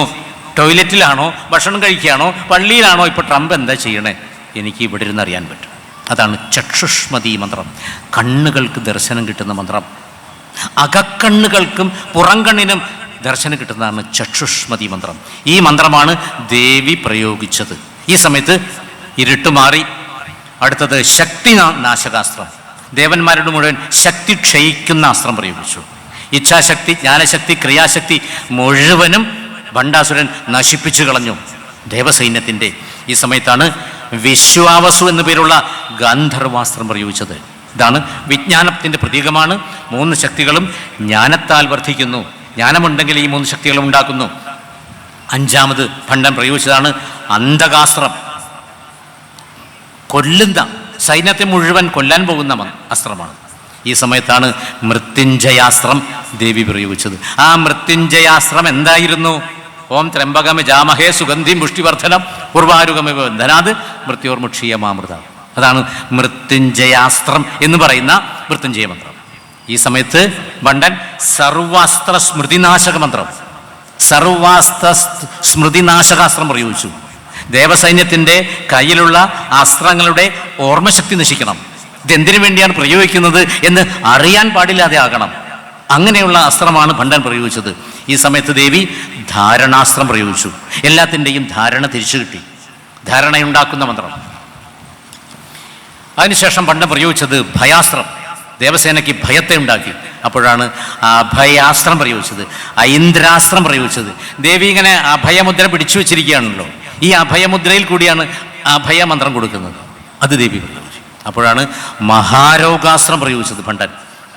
രാജയക്ഷ്മ, ക്ഷയം മുതലായിരിക്കുന്ന മഹാരോഗങ്ങൾ ഈ സേനകൾക്ക് മുഴുവനും സംഭവിച്ചിരിക്കുന്നു. ഈ സമയത്താണ് ദേവി 3 ദേവതമാരെ വിളിച്ചു വരുത്തിയത്. അതാണ് അനന്തായ നമ, ഗോവിന്ദായ നമ, അച്യുതായ നമ. അച്യുതായ നമ, അനന്തായ നമ, ഗോവിന്ദായ നമ. ഇതാണ് നാമത്രയീ വിദ്യ എന്ന് പറയുന്ന വിഷ്ണു സഹസ്രനാമത്തിലെ ഏറ്റവും പ്രധാനപ്പെട്ട നാമങ്ങളാണത്. ഇതിൻ്റെ വകഭേദമാണ് അച്യുതാനന്ദ ഗോവിന്ദ വിഷ്ണു നാരായണാമൃത രോഗാന്മയ നാശയാശേഷാന ആശു ധന്വന്തരി ഹരേ ധന്വന്തരി മന്ത്രം. ഏത് രോഗവും ഈ മന്ത്രത്തിൻ്റെ വ്യാഖ്യാനം പരശുരാമ കൽപ്പസൂത്രത്തിൽ പറഞ്ഞിരിക്കുകയാണ്. മഹാവ്യാധി വിനാശിനി നാമത്രയീ വിദ്യ. ഈ 3 നാമങ്ങൾ ഒരു വിദ്യയാണ്. ഈ നാമങ്ങൾ നിങ്ങൾ ജപിച്ചു നോക്കുക. ക്യാൻസറോ ഏത് ഷുഗറോ പ്രഷറോ ഏതും മാറും. ആ നാമമാണ് അച്യുതായ നമ അനന്തായ നമ ഗോവിന്ദായ നമ അച്യുതായ നമ അനന്തായ നമ ഗോവിന്ദായ നമ അച്യുതായ നമ അനന്തായ നമ ഗോവിന്ദായ നമ. ഇതങ്ങോട്ട് കണ്ടിന്യൂസ് ആയിട്ട് അങ്ങോട്ട് ജപിച്ച് തുടങ്ങി നോക്കുക. ഇന്ന് മുതലൊന്ന് നോക്കുക. ഇത് മഹർഷിമാർ വെറുതെ പറയുന്നതല്ല, സാക്ഷാത് അനുഭവൈർ ദൃഷ്ട. മഹർഷിമാരുടെ അനുഭവത്തിൻ്റെ വെളിച്ചത്തിലാണ് അവരത് പറഞ്ഞു തന്നിരിക്കുന്നത്. നശ്രുത, അവരത് കേട്ടുപഠിച്ചതല്ല. ന ഗുരുദർശിത, മഹർഷിമാരുടെ ഗുരുക്കന്മാർ അവർക്ക് പറഞ്ഞു കൊടുത്തതല്ല. ലോകാനാമുപകാരായ ഏതത് സർവം പ്രദർശിതം, മനുഷ്യ നന്മയ്ക്ക് വേണ്ടിയാണ് അവരത് പ്രദർശിപ്പിച്ച് നമുക്ക് തന്നിരിക്കുന്നത്. ആ ധന്വന്തരി മന്ത്രത്തിൻ്റെ പ്രാധാന്യം, ധന്വന്തരി ജയന്തി ദിവസം ഈ മന്ത്രം നിങ്ങൾ ജപിക്കുക, നല്ല വ്യത്യാസം ഉണ്ടാകും. അതാണ് അച്യുതാനന്ദ ഗോവിന്ദ വിഷ്ണു നാരായണാമൃത രോഗാന്മയ നാശയാശേഷാൻ ആശു ധന്വന്തരി ഹരേ. എല്ലാം ദേവതൻ്റെ വിശേഷങ്ങളാണ്. ഹേ അച്യുത, ഹേ അനന്ത, ഹേ ഗോവിന്ദ, ഹേ വിഷ്ണു, ഹേ നാരായണ, ഹേ അമൃത, മമ അശേഷാൻ രോഗാൻ നാശയ, എൻ്റെ എല്ലാ രോഗത്തെയും നശിപ്പിക്കുക. ധന്വന്തരി ഭഗവാന്റെ കയ്യിൽ 3 തരത്തിലാണ് ശംഖ്, ചക്രം, ഇവിടെ അമൃതകുംഭം, അട്ട, ശംഖ്, ചക്രം. ഇതാണ് ഒരു രൂപം. 3 തരത്തിലാണ് ധന്വന്തരി മന്ത്ര രൂപമുള്ളത്, അതിൻ്റെ ഇമേജ് ഉള്ളത്. മറ്റൊന്ന് അട്ടയ്ക്ക് പകരം പുസ്തകം, ബാക്കി 3. ഇനി പുസ്തകത്തിന് പകരം പച്ചമരുന്നായിട്ട് ഭഗവാൻ വന്നിട്ടുണ്ട്. ഈ 3 ഇമേജിൽ ഏറ്റവും പ്രാധാന്യം അട്ടയ്ക്കാണ്. ധന്വന്തരി ഭഗവാന്റെ കയ്യിലുള്ള അട്ട എൻ്റെ രോഗങ്ങളാകുന്ന ദുഷിച്ച രക്തം വലിച്ചെടുക്കുന്നു വലിച്ചെടുക്കുന്നു വലിച്ചെടുക്കുന്നു എന്ന് സങ്കല്പിച്ചുകൊണ്ട് അച്യുതാനന്ദ ഗോവിന്ദ വിഷ്ണു നാരായണ അമൃത രോഗാന്മയ നാശയാശേഷാന ആശു ധന്വന്തരി ഹരേ എന്ന മന്ത്രം നിങ്ങൾ ജപിക്കുകയാണെങ്കിൽ നിങ്ങളുടെ രോഗം മാറിയിരിക്കും. പരിശ്രമിച്ചു നോക്കുക. കണ്ടിന്യൂസ് ആയിരിക്കുന്ന ജപത്തെ കൊണ്ട് രോഗം മാറ്റാൻ സാധ്യമാകുന്നു. ഇവിടെ അച്യുതാപ്യനന്ദശ്ച ഗോവിന്ദസ്തത ശരോദ്ധിതാഹ ഹുങ്കാര മാത്ര നിർദഗ്ധ രോഗാഹ. ഇതിനുശേഷം ദേവി നിർദ്ദേശിച്ചു, എൻ്റെ ഭക്തന്മാരുടെ രോഗങ്ങൾ മാറ്റണം. ഭണ്ഡാസുരൻ മഹാരോഗാസ്ത്രം പ്രയോഗിച്ച സമയത്ത് ദേവി നാമത്രയ മഹാമന്ത്രം പ്രയോഗിച്ചു, നാമത്രയ മഹാമന്ത്രാസ്ത്രം പ്രയോഗിച്ചു. അതാണ് ആ അസ്ത്രം പ്രയോഗിച്ച സമയത്ത് അസ്ത്രത്തിൽ നിന്നും വന്നത് 3 ദേവതമാരാണ്. അത് 3 വിഷ്ണുവിൻ്റെ അവതാരങ്ങളായിരുന്നു. അച്യുത അഭി അനന്തശ്ച ഗോവിന്ദ തത് ശരോദ്ധിത. ശരത്തിൽ നിന്നും പുറത്തേക്ക് വന്നവര് ഈ ശരം പ്രയോഗിച്ച സമയത്ത്. എന്നിട്ട് ഹുങ്കാര മാത്ര നിർദഗ്ധ രോഗാഹ, ദേവസൈന്യങ്ങളുടെ മുമ്പിൽ ഹും ഹും എന്ന് ശബ്ദമുണ്ടാക്കി. ഈ സമയത്ത് ദേവസൈന്യങ്ങളുടെ മുഴുവനും രോഗം മാറി. ഇതിന് ശേഷം ദേവി അവരോട് പറഞ്ഞു, എൻ്റെ ഭക്തന്മാരുടെ രോഗങ്ങൾ നിങ്ങൾ 3 പേരും മാറ്റിക്കൊടുക്കണം. എൻ്റെ ഭക്തന്മാർ കുറേ പേരുണ്ട്, ദേവി ഭക്തന്മാരുണ്ട്. അവർ നിന്റെ വൈഷ്ണവരൂപമായിരിക്കുന്ന ഈ 3 നാമങ്ങൾ എൻ്റെ ഭക്തന്മാർ ജപിക്കുകയാണെങ്കിൽ അവരുടെ രോഗം നീ മാറ്റിക്കൊടുത്തുകൊള്ളണം. തത് ഭക്തവ്യാധിമർദ്ദനം വിധാതും ത്രിഷുലോകേഷു നിയുക്താഹ. 3 ലോകങ്ങളിലെയും മനുഷ്യർക്കും ദേവന്മാർക്കും എല്ലാവർക്കും രോഗം മാറ്റിക്കൊടുക്കണമെന്ന് ഞാൻ ഇപ്പോൾ നിങ്ങളെ നിയുക്തമാക്കിയിരിക്കുന്നു, നിങ്ങളെ നിശ്ചയിച്ചിരിക്കുന്നു. അപ്പോൾ ഈ മന്ത്രം ആര് ജപിക്കുന്നുവോ അത് മാറ്റിക്കൊടുക്കണം. അതാണ് ഭണ്ഡാസുരവധത്തിൻ്റെ രഹസ്യം. വാച്യാർത്ഥത്തിനല്ല പ്രാധാന്യം, വ്യംഗ്യാർത്ഥത്തിനാണ്. ഈ മന്ത്രം ജപിക്കുന്ന രോഗികൾക്ക് ദേവിയുടെ നിയോഗപ്രകാരം അച്യുതാനന്ദ ഗോവിന്ദന്മാർ രോഗശാന്തി വരുത്തിക്കൊള്ളും. 3 ഐക്യരൂപമാണ് ധന്വന്തരി മന്ത്രം. അടുത്തത് 9ാമത്തത് ആയുർനാശന മന്ത്ര മഹാസ്ത്രം, ആയുസ്സിനെ നശിപ്പിക്കുന്നതാണ്. ഈ സമയത്ത് ദേവി കാലസംഘർഷണ മന്ത്രം പ്രയോഗിച്ചു, കാലനെ പിടിച്ചു വലിക്കുന്ന മന്ത്രം. അതിനുശേഷം ഭണ്ഡാസുരൻ മഹാസുരാസ്ത്രം പ്രയോഗിച്ചു.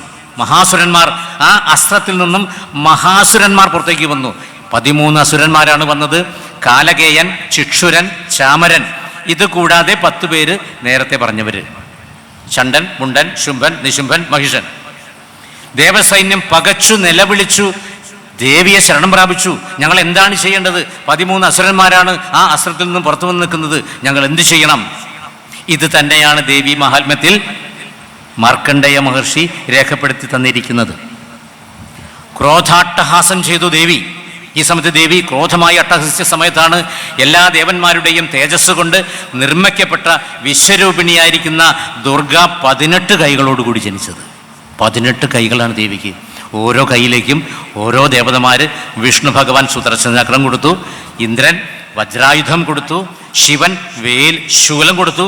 എല്ലാം ദേവന്മാരുടെ അസ്ത്രങ്ങളുമായി ദുർഗാദേവി അവതരിച്ചു. ഇതാണ് ദുർഗാ സപ്തശതിയിൽ മാർക്കണ്ഡേയ മഹർഷി നമുക്ക് രേഖപ്പെടുത്തി തന്നിരിക്കുന്നത്. ഇങ്ങനെ എല്ലാ അസുരന്മാരെയും, ഈ 10 അസുരന്മാരെയും ഈ ദുർഗാദേവി ഒറ്റയ്ക്ക് നശിപ്പിച്ചിരിക്കുന്നു. അതുകൊണ്ടാണ് ദേവി മഹാത്മ്യത്തിൽ മഹിഷാസുരവധം, ചണ്ഡമുണ്ടവധം മുതലായവ എഴുതിയിരിക്കുന്നത്. അതിനുശേഷം മൂകാസ്ത്രം പ്രയോഗിച്ചു, ശബ്ദമില്ലാതെയാക്കി. അവിടെ ശബ്ദമില്ല, നിശബ്ദത. ഈ സമയത്ത് മഹാവാഗ്വാദിനി മന്ത്രം ദേവി പ്രയോഗിച്ചു. അർണവാസ്ത്രം പ്രയോഗിച്ചു ഭണ്ഡൻ. ഈ സമയത്ത് കൂർമാവതാരം, കൂർമ്മത്തെ ഉണ്ടാക്കി. ഹിരണ്യാക്ഷാസ്ത്രം, ഈ ഹിരണ്യാക്ഷൻ എന്ന് പറയുന്നത് ആ പേരിൽ വാച്യാർത്ഥമല്ല, വ്യംഗ്യാർത്ഥം.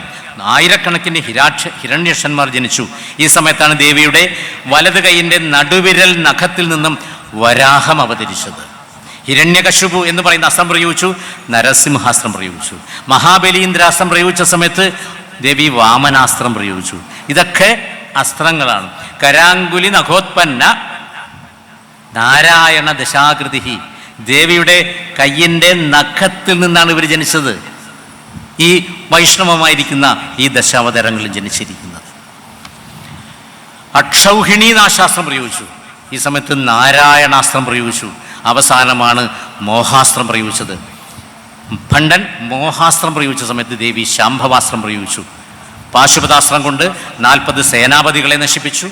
മഹാകാമേശ്വരാസ്ത്രം കൊണ്ട് ഭണ്ഡാസുരനെ ദേവി വധിച്ചു. രജോ ഗുണപ്രധാനമായ കാമൻ ദഹിച്ച ചാരത്തിൽ നിന്നും തമോ ഗുണപ്രധാനമായ കാമം ഭണ്ഡാസുരൻ്റെ രൂപത്തിലാണ് ഉണ്ടായിരിക്കുന്നത്. താമസികവും രാജസികവും സാത്വികവുമായിരിക്കുന്ന കാമങ്ങൾ ത്രിഗുണാതീതമായ തലത്തിലേക്ക് വിശുദ്ധീകരിച്ച് സാധകനെ ഉദ്ധരിക്കണമെന്ന പാഠമാണ് ഈ ലളിതോപാഖ്യാനം നമുക്ക് തരുന്നത്. ലളിതാ സഹസ്രനാമത്തിൽ ഈ കലിയുഗത്തിൽ നാമസങ്കീർത്തനത്തിന് പ്രാധാന്യം കൊടുക്കുക. ഏത് ഭക്തന്മാർക്കും അവരുടേതായിരിക്കുന്ന സഹസ്രനാമങ്ങളുണ്ട്. ശിവൻ്റെ സഹസ്രനാമം ശിവഭക്തന്മാർക്കുണ്ട്, വിഷ്ണു ഭക്തന്മാർക്ക് വിഷ്ണു സഹസ്രനാമമുണ്ട്, ദേവി ഭക്തന്മാർക്ക് ദേവി സഹസ്രനാമമുണ്ട്. ഏത് വേണമെങ്കിലും നമുക്ക് ജപിക്കാം. 3 ജപിക്കുന്നതുകൊണ്ട് വിരോധമൊന്നുമില്ല. സാധകൻ ഭോഗതലത്തിൽ നിന്നും യോഗതലത്തിലേക്ക് മാറണം. ഉപാസന 3 തരത്തിലാണ്: കായികം, വാചികം, മാനസികം. സ്ഥൂലം, സൂക്ഷ്മം, പരം. ആദ്യം തന്നെ സ്ഥൂലോപാസനയാണ്. അതിനു വേണ്ടിയാണ് ക്ഷേത്രത്തിൽ പോയി ദേവതയെ നമ്മൾ ദർശിക്കുന്നത്. അതിനുശേഷം സൂക്ഷ്മോപാസന, അത് മന്ത്രഘടിതമായിരിക്കുന്ന മന്ത്രങ്ങളാണ്. ദേവി ലളിതാ സഹസ്രനാമം മുഴുവനും മന്ത്രമാണ്.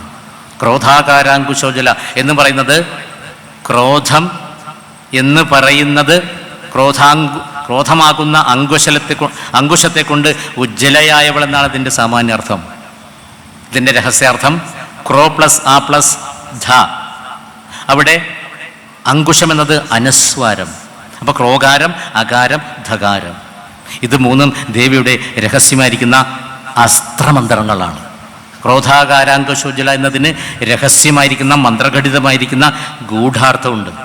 ഇതെൻ്റെ ഒന്നും പുറകെ നിങ്ങൾ പോകണ്ട. നിങ്ങൾ ക്രോധാകാരാങ്കുശോജ്വല എന്ന് ഉച്ചരിച്ചാൽ മതി. ഓരോ മന്ത്രത്തിനും അതിൻ്റേതായ പ്രാധാന്യമുണ്ട്. ഇവിടെ ആ ലളിതാ സഹസ്രനാമത്തിൻ്റെ ധ്യാന ശ്ലോകം മാത്രമെന്ന് പറഞ്ഞുകൊണ്ട് നമുക്ക് ഈ വിഷയം അവസാനിപ്പിക്കാം. ലളിതാ സഹസ്രനാമം ജപിക്കുന്ന സമയത്ത് 2 തരത്തിലത് ജപിക്കാം. ഒന്ന് സ്തോത്രമായിട്ട് ജപിക്കാം, ഒന്ന് മാലാമന്ത്രമായിട്ട് ജപിക്കാം. സ്തോത്രമായിട്ട് ജപിക്കുന്ന സമയത്ത് പുല, വാലായ്മ, ആർത്തവാശുദ്ധി ഒന്നും അവരെ ബാധിക്കുന്നതല്ല. മാലാമന്ത്രമായിട്ട് ജപിക്കുന്ന സമയത്ത് ആർത്തവ സമയത്ത് അത് ചെയ്യാൻ പാടുള്ളതല്ല. പകുതി വായിച്ചതിന് ശേഷം എന്തെങ്കിലും തരത്തിൽ വിഘ്നം വന്നു കഴിഞ്ഞാൽ 2ാമത് ആവർത്തിക്കേണ്ടതാണ്. ഞാൻ ലളിതാ സഹസ്രനാമം രാവിലെ വായിച്ചുകൊണ്ടിരിക്കുന്ന സമയത്ത് ഒരാൾ ഗോളിമല്ലടിക്കുകയാണ്. എന്തു ചെയ്യും? ഇതെൻ്റെ അവകാശപ്പെട്ട സമയമാണ്. ഞാനിപ്പോൾ ഗോളിമല്ലടിച്ച സമയത്തേക്ക് ഞാൻ അവിടെ വരില്ല എന്ന് ഞാൻ വാശി പിടിച്ചുകൊണ്ട് ഞാനത് വായിച്ചുകൊണ്ടിരിക്കുകയാണ്. വീണ്ടും അയാൾ ഗോളിമല്ലടിക്കുന്നു. 2 മിനിറ്റ് കഴിയുമ്പോൾ വീണ്ടും അടിക്കുന്നു. എന്തിനു വേണ്ടിയാണ് ഈ രാവിലെ എന്നെ ബുദ്ധിമുട്ടിക്കാൻ വന്നത്? എന്നാൽ പിന്നെ ഒന്ന് പോയി നോക്കാം. പുസ്തകം അടച്ചു വെച്ചു. പോയി നോക്കിയ സമയത്ത് ഒരു മരണവാർത്തയാണ് പറഞ്ഞിരിക്കുന്നത്. 2 സംശയമാണ് എനിക്ക്. മരിച്ച വാർത്ത അറിഞ്ഞാൽ പിന്നെ അത് വായിക്കാൻ പറ്റുമോ എന്നുള്ളത് ഒരു സംശയം. 2 പകുതി വായിച്ചതിന് ശേഷം ഇനി ഞാൻ ബാക്കി വായിച്ചാൽ മതിയോ എന്നത് വേറൊരു സംശയം. ഇവിടെ മരണവാർത്ത അറിഞ്ഞെന്ന് വിചാരിച്ച് ലളിതാ സഹസ്രനാമത്തിന് സ്തോത്രമായിട്ട് പാരായണം ചെയ്യുകയാണെങ്കിൽ പേടിക്കേണ്ട വിഷയമില്ല. മാലാമന്ത്രമാണെങ്കിൽ ഗുരുപദേശപ്രകാരമാണ്, ന്യാസത്തോടു കൂടി എന്ന് പറയുമ്പോൾ പശുന്യാദി വാഗ്ദേവത, ഋഷയ, ഛന്ദഃ ദേവത, ഇങ്ങനെ ന്യാസം ചെയ്തുകൊണ്ടാണ്, അങ്കുലിന്യാസം, കരന്യാസം ചെയ്തുകൊണ്ടാണ് ജപിക്കുന്നതെങ്കിൽ ആർത്തവാശുദ്ധി എല്ലാം ബാധകമാണ്. ഇല്ലെങ്കിൽ ഇതൊന്നും നിങ്ങൾക്ക് പ്രശ്നമില്ല. വാലായ്മയുള്ള സമയത്ത് വായിക്കാം, ആർത്തവമുള്ള സമയത്ത് വായിക്കാം, പുലയുള്ള സമയത്ത് നമുക്ക് വായിക്കാം. പകുതി വായിച്ച് മുടക്കി പിന്നെ ബാക്കി പകുതി വായിക്കരുത്. അങ്ങനെയാണെങ്കിൽ അത് തുടർച്ചയായിട്ട് വായിക്കുക.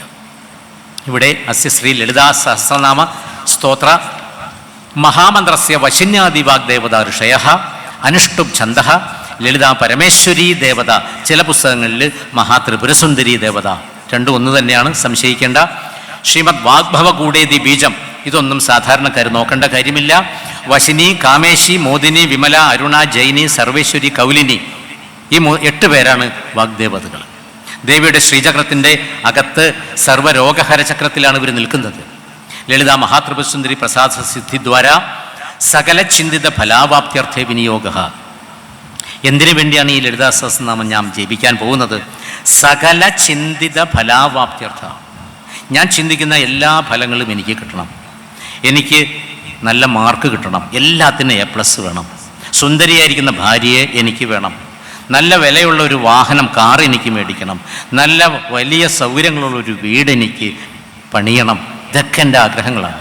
ഇതെല്ലാം സാധിക്കുവാൻ വേണ്ടി ഞാൻ സകല ചിന്തിത ഫലാവാപ്തി, എന്ത് ചിന്തിച്ചു കഴിഞ്ഞാലും ഫലം കിട്ടുന്ന ആ ഫലം എനിക്ക് കിട്ടണം. ഇതോടുകൂടി ഞാൻ ചെയ്യുകയാണ് സിന്ദൂരാരുണ വിഗ്രഹം. സിന്ദൂരം കുങ്കുമം, ചുവന്ന കുങ്കുമത്തിൻ്റെ നിറമാണ് വിഗ്രഹം എന്ന് പറഞ്ഞാൽ ശരീരം. ആ ശരീരമാണ് ദേവിക്കുള്ളത്.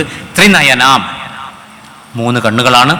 മാണിക്യമൗലി സ്ഫുരത് താരാനായക ശേഖരം, മാണിക്യമാകുന്ന രത്നം പതിച്ചിരിക്കുന്ന കിരീടം. മാണിക്യമൗലി സ്ഫുരത് ആ കിരീടത്തിൻ്റെ മുകളിലാണ് താരാനായക ശേഖരനുള്ളത്. താരാനായകൻ, നക്ഷത്രങ്ങളുടെ നായകൻ ചന്ദ്രൻ. അഷ്ടമീ ചന്ദ്ര വിഭ്രാജതളിക സ്ഥല, അഷ്ടമീ ചന്ദ്രൻ അവിടെ നിൽക്കുന്നുണ്ട്. സ്മിതമുഖിയും പുഞ്ചിരിച്ചുകൊണ്ടിരിക്കുന്ന ദേവിയാണ്. ക്രോധഭാവം, രൗദ്രഭാവം ദേവിക്കില്ല. സ്മിതമുഖിയാണ് ദേവി. ആപീനവക്ഷോരുഹാം, ആപീനം തടിച്ച മാറിടങ്ങളോട് കൂടിയ ദേവിയാണ്. സാമുദ്രിക ലക്ഷണപ്രകാരം മാറിടത്തിന് അളവുണ്ട്. ഉറച്ച മാറിടമായിരിക്കുന്നത്, അത് ഉരുണ്ടത്, ഇങ്ങനെ ലക്ഷണപ്രകാരമുള്ള മാറിടങ്ങളോട് കൂടിയ സൗന്ദര്യത്തോടു കൂടിയവളാണ് ദേവി. പാണിഭ്യാം അളിപൂർണ്ണ രത്നചഷകം, 2 കൈകളുള്ള ദേവിയെ പറ്റിയാണ് ഈ ശ്ലോകത്തിൽ പറയുന്നത്. ഒരു കൈയിൽ രക്തോത്പലം, ചുവന്ന ഉൽപ്പലം, കരിങ്കൂവളപ്പൂവ് പിടിച്ചിട്ടുണ്ട്. അളിപൂർണ്ണ രത്നചഷകം, അളി എന്ന് പറഞ്ഞാൽ വണ്ടുകൾ ചുറ്റി പാറിക്കളിച്ചുകൊണ്ടിരിക്കുന്ന തേൻ നിറച്ച പാത്രം എന്നത് ഒരർത്ഥം, മദ്യം നിറച്ച പാത്രം എന്നത് മറ്റൊരർത്ഥം. ഏതർത്ഥം വേണമെങ്കിലും നിങ്ങൾക്ക് സ്വീകരിക്കാവുന്നതാണ്. അളിപൂർണ്ണ രത്നചഷകം ഒരു കയ്യിൽ, മറ്റേ കയ്യിൽ രക്തോത്പലം, ചുവന്ന കരിങ്കൂവളപ്പൂവ് പിടിച്ചിരിക്കുകയാണ്. സൗമ്യാം, ദേവി ഒരു സൗമ്യ ഭാവമാണ്, ഇതൊരു രൗദ്രഭാവം ദേവിക്കില്ല. രത്നഘടസ്ഥ രക്തചരണം, രത്നം കൊണ്ട് നിർമ്മിതമായിരിക്കുന്ന കുടത്തിലാണ് ദേവി കാലുകൾ വെച്ചിരിക്കുന്നത്. അങ്ങനെയുള്ള പരാമായിരിക്കുന്ന ശ്രേഷ്ഠയായിരിക്കുന്ന അംബികയെ ഞാൻ ധ്യാനിക്കണം. ഇതാണ് ആദ്യത്തെ ശ്ലോകം. 2 കൈകളുള്ള ദേവിയാണ്. ഇനി രണ്ടാമത്തെ ശ്ലോകം ധ്യായേത് പത്മാസനസ്ഥാം, പത്മാസനസ്ഥിലാണ് ദേവി ഇരിക്കുന്നത്. വികസിതവദനാം, മുഖം വികസിച്ച ദേവിയാണ്. പത്മപത്രായദാക്ഷിയും, പത്മപത്രം താമരയുടെ ആ പൂവിൻ്റെ ഇതള് പോലെ നീണ്ട സുന്ദരമായിരിക്കുന്ന കണ്ണുകളോട് കൂടിയ ദേവിയാണ്. ഹേമാഭാം, സ്വർണ്ണ നിറമാണ് ദേവിക്ക്. പീതവസ്ത്രം, മഞ്ഞ വസ്ത്രം ദേവി ധരിച്ചിട്ടുണ്ട്. കരകലിത ലസത് ഹേമപത്മാം വരാംഗീം, കരകലിത കയ്യിൽ വെച്ചിട്ടുള്ള, കരകലിത ലസത്ത് കയ്യിൽ വെച്ച ആ ഹേമപത്മം, ചുവന്ന സ്വർണ്ണ നിറമുള്ള താമര ശോഭിച്ചുകൊണ്ടിരിക്കുന്നു. വരാംഗി, ശ്രേഷ്ഠമായിരിക്കുന്ന അംഗത്തോടു കൂടിയതാണ്. ആദ്യമേ പറഞ്ഞു സാമുദ്രിക ലക്ഷണപ്രകാരം സ്ത്രീകളുടെ അവയവത്തിന് കണക്കുണ്ട്. ഈ കണക്ക് കൃത്യമാണ് ദേവിക്കുള്ളത്. സർവാലങ്കാരയുക്താം, എല്ലാ അലങ്കാരങ്ങളും, ചെവിയിൽ അലങ്കാരം, കയ്യിൽ അലങ്കാരം, കാതിൽ അലങ്കാരം, തലയുടെ മുകളിൽ ചന്ദ്രാലങ്കാരം, ചുണ്ടിലലങ്കാരം. ആ കർപ്പൂര വീടികാമോദ സമാകർഷിതികന്ധര. കർപ്പൂര വീടിക എന്ന് പറഞ്ഞാൽ കുറേ സാധനങ്ങളാണതിൽ.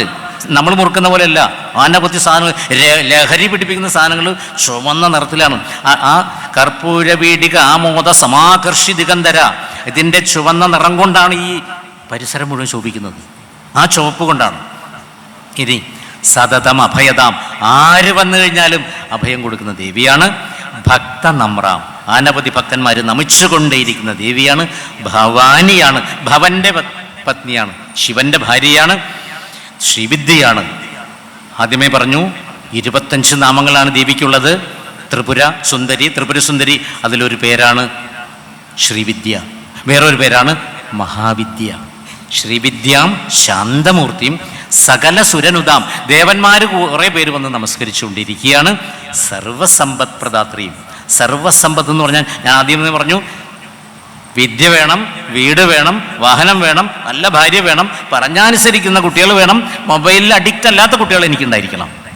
ഇതൊക്കെ സർവസമ്പത്തുമായി ബന്ധപ്പെട്ടതാണ്. അടുത്തത് സകുങ്കുമ വിലേപനാം, കുങ്കുമം, കുങ്കുമച്ചാറ് അണിഞ്ഞിരിക്കുകയാണ്. കുങ്കുമം തൊട്ടതെന്ന് ഒരർത്ഥം, കുങ്കുമച്ചാറ് അണിഞ്ഞത് മറ്റൊരർത്ഥം. അളിക ചുംബി കസ്തൂരിക, അളിക എന്ന് പറഞ്ഞ ദേവിയുടെ ഈ നെറ്റിയിലുള്ള മുടി, അതിൽ കസ്തൂരിപ്പൊട്ട് ചുംബിച്ചിരിക്കുകയാണ് ദേവിയുടെ. അളിക ചുംബി, നീളത്തിലുള്ള കസ്തൂരിപ്പൊട്ട് അളികയിൽ ചുംബിച്ചിരിക്കുന്നു. ഇനി മറ്റൊരർത്ഥമുണ്ട്, അളി എന്ന് പറഞ്ഞാൽ വണ്ട്, വണ്ടുകൾ ചുറ്റിപ്പറക്കുന്നു. കസ്തൂരിയുടെ മണം കൊണ്ട് വണ്ടുകൾ ചുറ്റിപ്പറന്നുകൊണ്ടിരിക്കുന്ന കസ്തൂരിപ്പൊട്ടോടുകൂടിയ ദേവിയാണ്. സമന്ദഹസിതക്ഷണാം, മന്ദഹാസത്തോടുകൂടി ചിരിച്ചിരിക്കുന്ന ദേവിയാണ്. സശരജാപപാശാങ്കുശാം, രാഗസ്വരൂപ പാശാഠ്യ ക്രോധ, ഇതൊക്കെ കയ്യിൽ 4 കൈ. ഇവിടെ 4 കൈയുള്ള ദേവിയാണ്. ആദ്യത്തേത് 2 കൈയുള്ള ദേവിയായിരുന്നു. അശേഷ ജനം, എല്ലാ ജനങ്ങളെയും മോഹിപ്പിക്കുകയാണ് ദേവി. അരുണമാല്യഭൂഷാംബരാം, ചുവന്ന മാലയാണ് ദേവി ധരിച്ചിരിക്കുന്നത്. ജപാകുസുമഭാസുരാം, ജപാകുസുമം ചെമ്പരത്തിപ്പൂവിൻ്റെ നിറമാണ്. ചെമ്പരത്തിപ്പൂവ് എന്ന് പറയുന്നത് സാധാരണ ചുമപ്പല്ല, ഒരു മിനുസമുള്ള ചുവപ്പാണ്. ആ മിനുസമുള്ള ചുവപ്പാണ് ദേവിക്കുള്ളത്. ജപവിധൗ സ്മരേതംബികാം, ഞാനിപ്പോൾ ജപിക്കാൻ പോവുകയാണ്, ലളിതാ സഹസ്രനാമം പാരായണം ചെയ്യാൻ പോവുകയാണ്. അവിടെ അംബികയെ ഞാനിപ്പോൾ സ്മരിക്കുന്നു. ഈ 3 ധ്യാന ശ്ലോകം കഴിഞ്ഞ് പ്രത്യേകം നിങ്ങൾ ശ്രദ്ധിക്കുക, ഈ 3 ധ്യാന ശ്ലോകങ്ങൾ ഒന്നും തന്നെ ബ്രഹ്മാണ്ഡ പുരാണത്തിൽ രേഖപ്പെടുത്തിയിട്ടില്ല. ഇത് നമ്മൾക്ക് ദേവിയെ സഹസ്രനാമം ചൊല്ലുന്ന സമയത്ത് സാധകനും ദേവിയുമായിട്ട് താതാത്മ്യം പ്രാപിക്കുവാൻ വേണ്ടി രചിക്കപ്പെട്ട ഈ ധ്യാന ശ്ലോകങ്ങളാണിത്. അത് മറ്റേ വ്യാസമഹർഷിയാൽ രചിതമായിരിക്കുന്നതല്ല ഈ ധ്യാന ശ്ലോകങ്ങളെന്ന് പ്രത്യേകം മനസ്സിലാക്കുക. ഏറ്റവും പ്രധാനപ്പെട്ടതാണ് അരുണാം തരുണാകരൻ തരംഗിതാക്ഷിയും. ഈ 4 ധ്യാന ശ്ലോകങ്ങളിൽ വെച്ച് ഏറ്റവും പ്രധാനപ്പെട്ടതാണ് 4-മത്തേത്. ഈ 4-മത്തെ ധ്യാന ശ്ലോകത്തിൽ ഏറ്റവും പ്രധാനപ്പെട്ട വരിയാണ് 4-മത്തെ വരി. ഏതാണത്? അരുണാം കരുണാ തരംഗിതാക്ഷിയും. അരുണാം ചുവപ്പാണ്, കരുണയാണ് ദേവിക്ക്, വാത്സല്യഭാവം, അമ്മയുടെ ഭാവമാണ് ദേവിക്കുള്ളത്.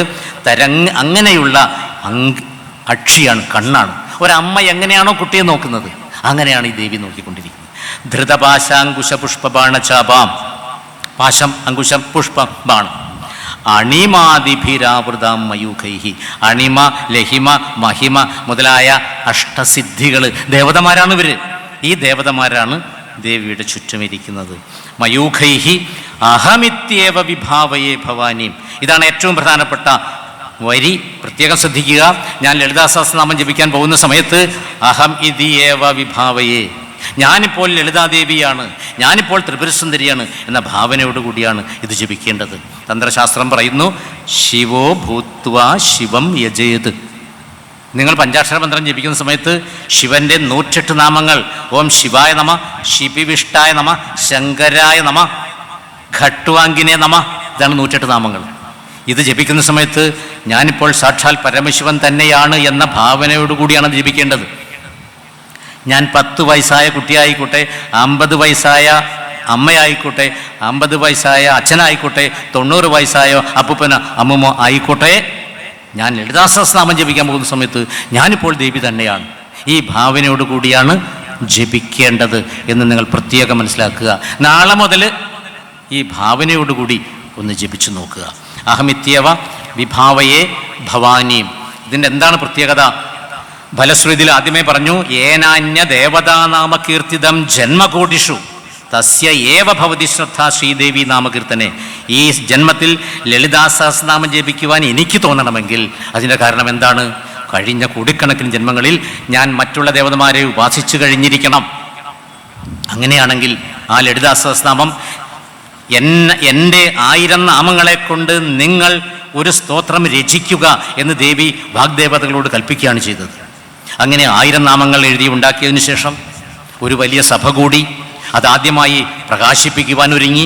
സിദ്ധന്മാർ, ബ്രഹ്മർഷികൾ, എല്ലാ ദേവതമാരും, ത്രിമൂർത്തികൾ, അവരുടെ സഹധർമ്മിണിമാർ, സരസ്വതി, പാർവതി, ലക്ഷ്മി എല്ലാവരും ഇരിക്കുന്ന സഭയിലാണ് വശിന്യാദി വാഗ്ദേവതകൾ ആദ്യമായി ഓം ശ്രീമാത്രേ നമ. ആദ്യത്തെ 3 നാമങ്ങൾ ശ്രീ ശബ്ദം പ്രയോഗിച്ചു. 3 നാമങ്ങളാണ് ശ്രീ. ആദ്യത്തേത് സൃഷ്ടി, മറ്റത് സ്ഥിതി, സംഹാരം. ഇതിനൊക്കെ രഹസ്യമായിരിക്കുന്ന അർത്ഥങ്ങളാണ്. വാച്യാർത്ഥം മാത്രമേ നമ്മൾ നോക്കേണ്ട കാര്യമുള്ളൂ. നിങ്ങളതിൻ്റെ വ്യംഗ്യാർത്ഥം നോക്കേണ്ട കാര്യമില്ല. അവിടെ സിംഹസിംഹാശനീശ്വരി നമ്മ അഷ്ടസിംഹാസന മന്ത്രങ്ങൾ രഹസ്യമായിട്ട് വെച്ചിട്ടുണ്ട്. ഇവിടെ സിംഹാസന മന്ത്രങ്ങൾ അതിൻ്റെ പേര്. സാധാരണക്കാരതിൻ്റെ പുറകെ പോകണ്ട. വാച്യാർത്ഥം, വ്യംഗ്യാർത്ഥം, ഗൂഢമായിരിക്കുന്ന മന്ത്രഘടിതമായിരിക്കുന്ന രഹസ്യാർത്ഥം ഓരോ നാമത്തിനുണ്ട്. അതിൻ്റെ പുറകെ പോകണ്ട. സ്തോത്രം പാരായണം ചെയ്തു കഴിഞ്ഞാലും ഇതിൻ്റെ സിദ്ധി നമുക്ക് കിട്ടും. പക്ഷേ സംസിദ്ധി കിട്ടണമെങ്കിൽ അവിദിത്വാർത്ഥം മന്ത്രസ്യ സംസിദ്ധിം നാധിഗച്ഛതി. അവിദിത്വാർത്ഥം മന്ത്രസ്യ, മന്ത്രത്തിൻ്റെ അർത്ഥം അറിയാതെ ജപിക്കുകയാണെങ്കിൽ സംസിദ്ധി കിട്ടുകയില്ല. പെട്ടെന്നുള്ള സിദ്ധി കിട്ടണമെങ്കിൽ ലളിതാ സഹസ്രനാമത്തിൻ്റെ അർത്ഥം മനസ്സിലാക്കി വേണം ജപിക്കുവാൻ. അതിന് BC ബാലകൃഷ്ണൻ്റെ വ്യാഖ്യാനമുണ്ട്, ഭാസ്കരരായരുടെ സൗഭാഗ്യഭാസ്കരൻ വ്യാഖ്യാനമുണ്ട്. മലയാളത്തിലെ അനവധി വ്യാഖ്യാനങ്ങൾ ലളിതാ സഹസ്രനാമത്തിന് ഇറങ്ങിയിട്ടുണ്ട്. BC ബാലകൃഷ്ണൻ്റെ തന്നെ ലളിതോപാഖ്യാനത്തിന് വ്യാഖ്യാനമുണ്ട്. ലളിതോപാഖ്യാനത്തിൻ്റെ പുറകെ നിങ്ങൾ പോകണമെന്നില്ല. പക്ഷേ ലളിതാസ്തവരാജം എന്ന് പറയുന്ന സ്തോത്രം നിങ്ങൾ ജപിക്കുകയാണെങ്കിൽ നിത്യവും ഒരു 21 ദിവസം തുടർച്ചയായിട്ട് സ്തവരാജം ജപിച്ചു നോക്കുക. അതിൻ്റെ വ്യത്യാസം നിങ്ങൾക്കുണ്ടായിരിക്കും. ദേവിയുടെ അഹങ്കാരം എന്ന് പറയുന്ന ആ ത്രിപുരസുന്ദരി ഭാവം മാറ്റി മനുഷ്യർക്ക് ദേവിയെ അനുഭവിപ്പിക്കണം. സാക്ഷാത്കരിക്കുവാൻ വേണ്ടി ത്രിപുരസുന്ദരിയെ ലളിതാ ത്രിപുരസുന്ദരിയാക്കി, ലളിതാ പരമേശ്വരിയാക്കി മാറ്റിയതാണ് ലളിതാ സ്തവരാജം. ഇത് കിടക്കുന്നത് ലളിതോപാഖ്യാനത്തിലാണ്. ഈ ഭണ്ഡാസുരൻ്റെ ആ യുദ്ധം മുഴുവനും അസ്ത്രങ്ങളാണ്. ഇതിലേറ്റവും പ്രധാനപ്പെട്ട ആ മന്ത്രമാണ്, നിങ്ങളുടെ രോഗം മാറ്റാനുള്ള മന്ത്രമാണ് നാമത്രയീ വിദ്യ. മഹാവ്യാധി വിനാശിനി എന്ന് പരശുരാമകൽപ്പസൂത്രത്തിൽ രേഖപ്പെടുത്തിയിരിക്കുകയാണ്. അനന്തായ നമ, അച്യുതായ നമ, അനന്തായ നമ, ഗോവിന്ദായ നമ എന്ന് പറയുന്ന ഈ നാമം മഹാവ്യാധി വിനാശിനി. വ്യാധി നാശിനി എന്നല്ല അവിടെ എഴുതിയത്. മഹാവ്യാധി, ക്യാൻസർ മുതലായിരിക്കുന്ന മഹാവ്യാധികളുടെ വിനാശം ചെയ്യുന്ന മന്ത്രം. നാശം ചെയ്യുന്നതല്ല, വിനാശം. വി എന്ന ഉപസർഗവും കൂടി അവിടെ പ്രയോഗിച്ചു. വിശേഷേണ നശിപ്പിച്ചു കളയുന്നു എന്ന് പറയുമ്പോൾ രോഗം മുഴുവനുമാക്കി മാറ്റിത്തരുന്നു. ഇതാണ് നാമത്രയീ വിദ്യ. ഈ നാമവും ഈ ലളിതോപാഖ്യാനത്തിൽ വ്യക്തമായി പറഞ്ഞു നമുക്ക് തന്നിട്ടുണ്ട്. രഹസ്യാനാം രഹസ്യം ലളിതാ പ്രീതിദായകം അനേന സദൃശം സ്തോത്രം ന ഭൂതം ന ഭവിഷ്യതി. ഇതിനു മുമ്പ് ഇങ്ങനെ ഒരു സ്തോത്രം ഉണ്ടായിട്ടില്ല. ഇതിൽ അപി, ച, തു ഇങ്ങനെയുള്ള അവ്യയ ശബ്ദങ്ങളൊന്നും തന്നെ ലളിതാ സഹസ്രനാമത്തിലില്ല. അത്ര പെർഫെക്റ്റാണ്, പൂർണ്ണതയുള്ള നാമമാണ്. സർവ ആപത് മൃത്യുശമനം, കാലമൃത്യു നിവാരണം, സർവജ്വരാർത്ഥി ശമനം, ദീർഘായുഷ്യപ്രദായകം. എല്ലാ ആപത്തുകളെയും നശിപ്പിക്കുന്നു. അകാല മൃത്യു, ആത്മഹത്യ ടെൻഡൻസി ഉണ്ടാവുന്നില്ല. ലളിതാ സഹസ്രനാമം ജപിക്കുന്നവർക്കത് ഉണ്ടാവുകയില്ല. ഈ ഫലശ്രുതിയിൽ അനവധി ഫലങ്ങളാണ് പറഞ്ഞിരിക്കുന്നത്. ഭസ്മം, ലളിതാ സഹസ്രനാമം ജപിച്ച് ഭസ്മം കൊടുത്തു കഴിഞ്ഞാൽ രോഗം മാറുന്നു. വെള്ളം, ലളിതാ സഹസ്രനാമം ജപിച്ച് വെള്ളം കൊണ്ട് കുട്ടിയെ കുളിപ്പിക്കുകയാണെങ്കിൽ ദൃഷ്ടിദോഷം മാറുന്നു, കുട്ടികളുടെ പനി മാറുന്നു. ഇതെല്ലാം അതിൽ വ്യക്തമായി രേഖപ്പെടുത്തിയിട്ടുണ്ട്. ഇതിൽ നമ്മൾ ഒരു സാധാരണ ഭക്തൻ എന്ന നിലയിൽ നിങ്ങളത് പാരായണം ചെയ്തു നോക്കുക. അഹം ഇത്യവ വിഭാവയേ ഭവാനി, ഞാൻ ദേവി തന്നെയാണ് എന്ന ഭാവനയോടുകൂടി ജപിക്കാൻ തുടങ്ങിക്കോളൂ. ഇതിൻ്റെ ഫലം നിങ്ങൾക്ക് കിട്ടുന്നതായിരിക്കും. നാളെ മുതൽ ഈ ഒരു ഭാവനയോടുകൂടി ലളിതാ സഹസ്രനാമം നമ്മൾ ജപിക്കുക. ഇത്രയും നേരം ഈ വാക്കുകൾ കേട്ടിരുന്ന നിങ്ങൾക്ക് ഓരോരുത്തർക്കും ലളിതാദേവിയുടെ, ത്രിപുരസുന്ദരിയുടെ അനുഗ്രഹം ഉണ്ടാകട്ടെ, കൃഷ്ണൻ്റെയും അനുഗ്രഹം ഉണ്ടാകട്ടെ എന്ന് പ്രാർത്ഥിക്കുന്നു. വിഷുവാണ് വരാൻ പോകുന്നത്. എല്ലാവർക്കും ആശംസകൾ നേരുന്നു. ദേവിയുടെ അനുഗ്രഹം ഏത് സമയത്തും നമ്മൾക്കുണ്ടാകട്ടെ. നന്ദി, നമസ്കാരം.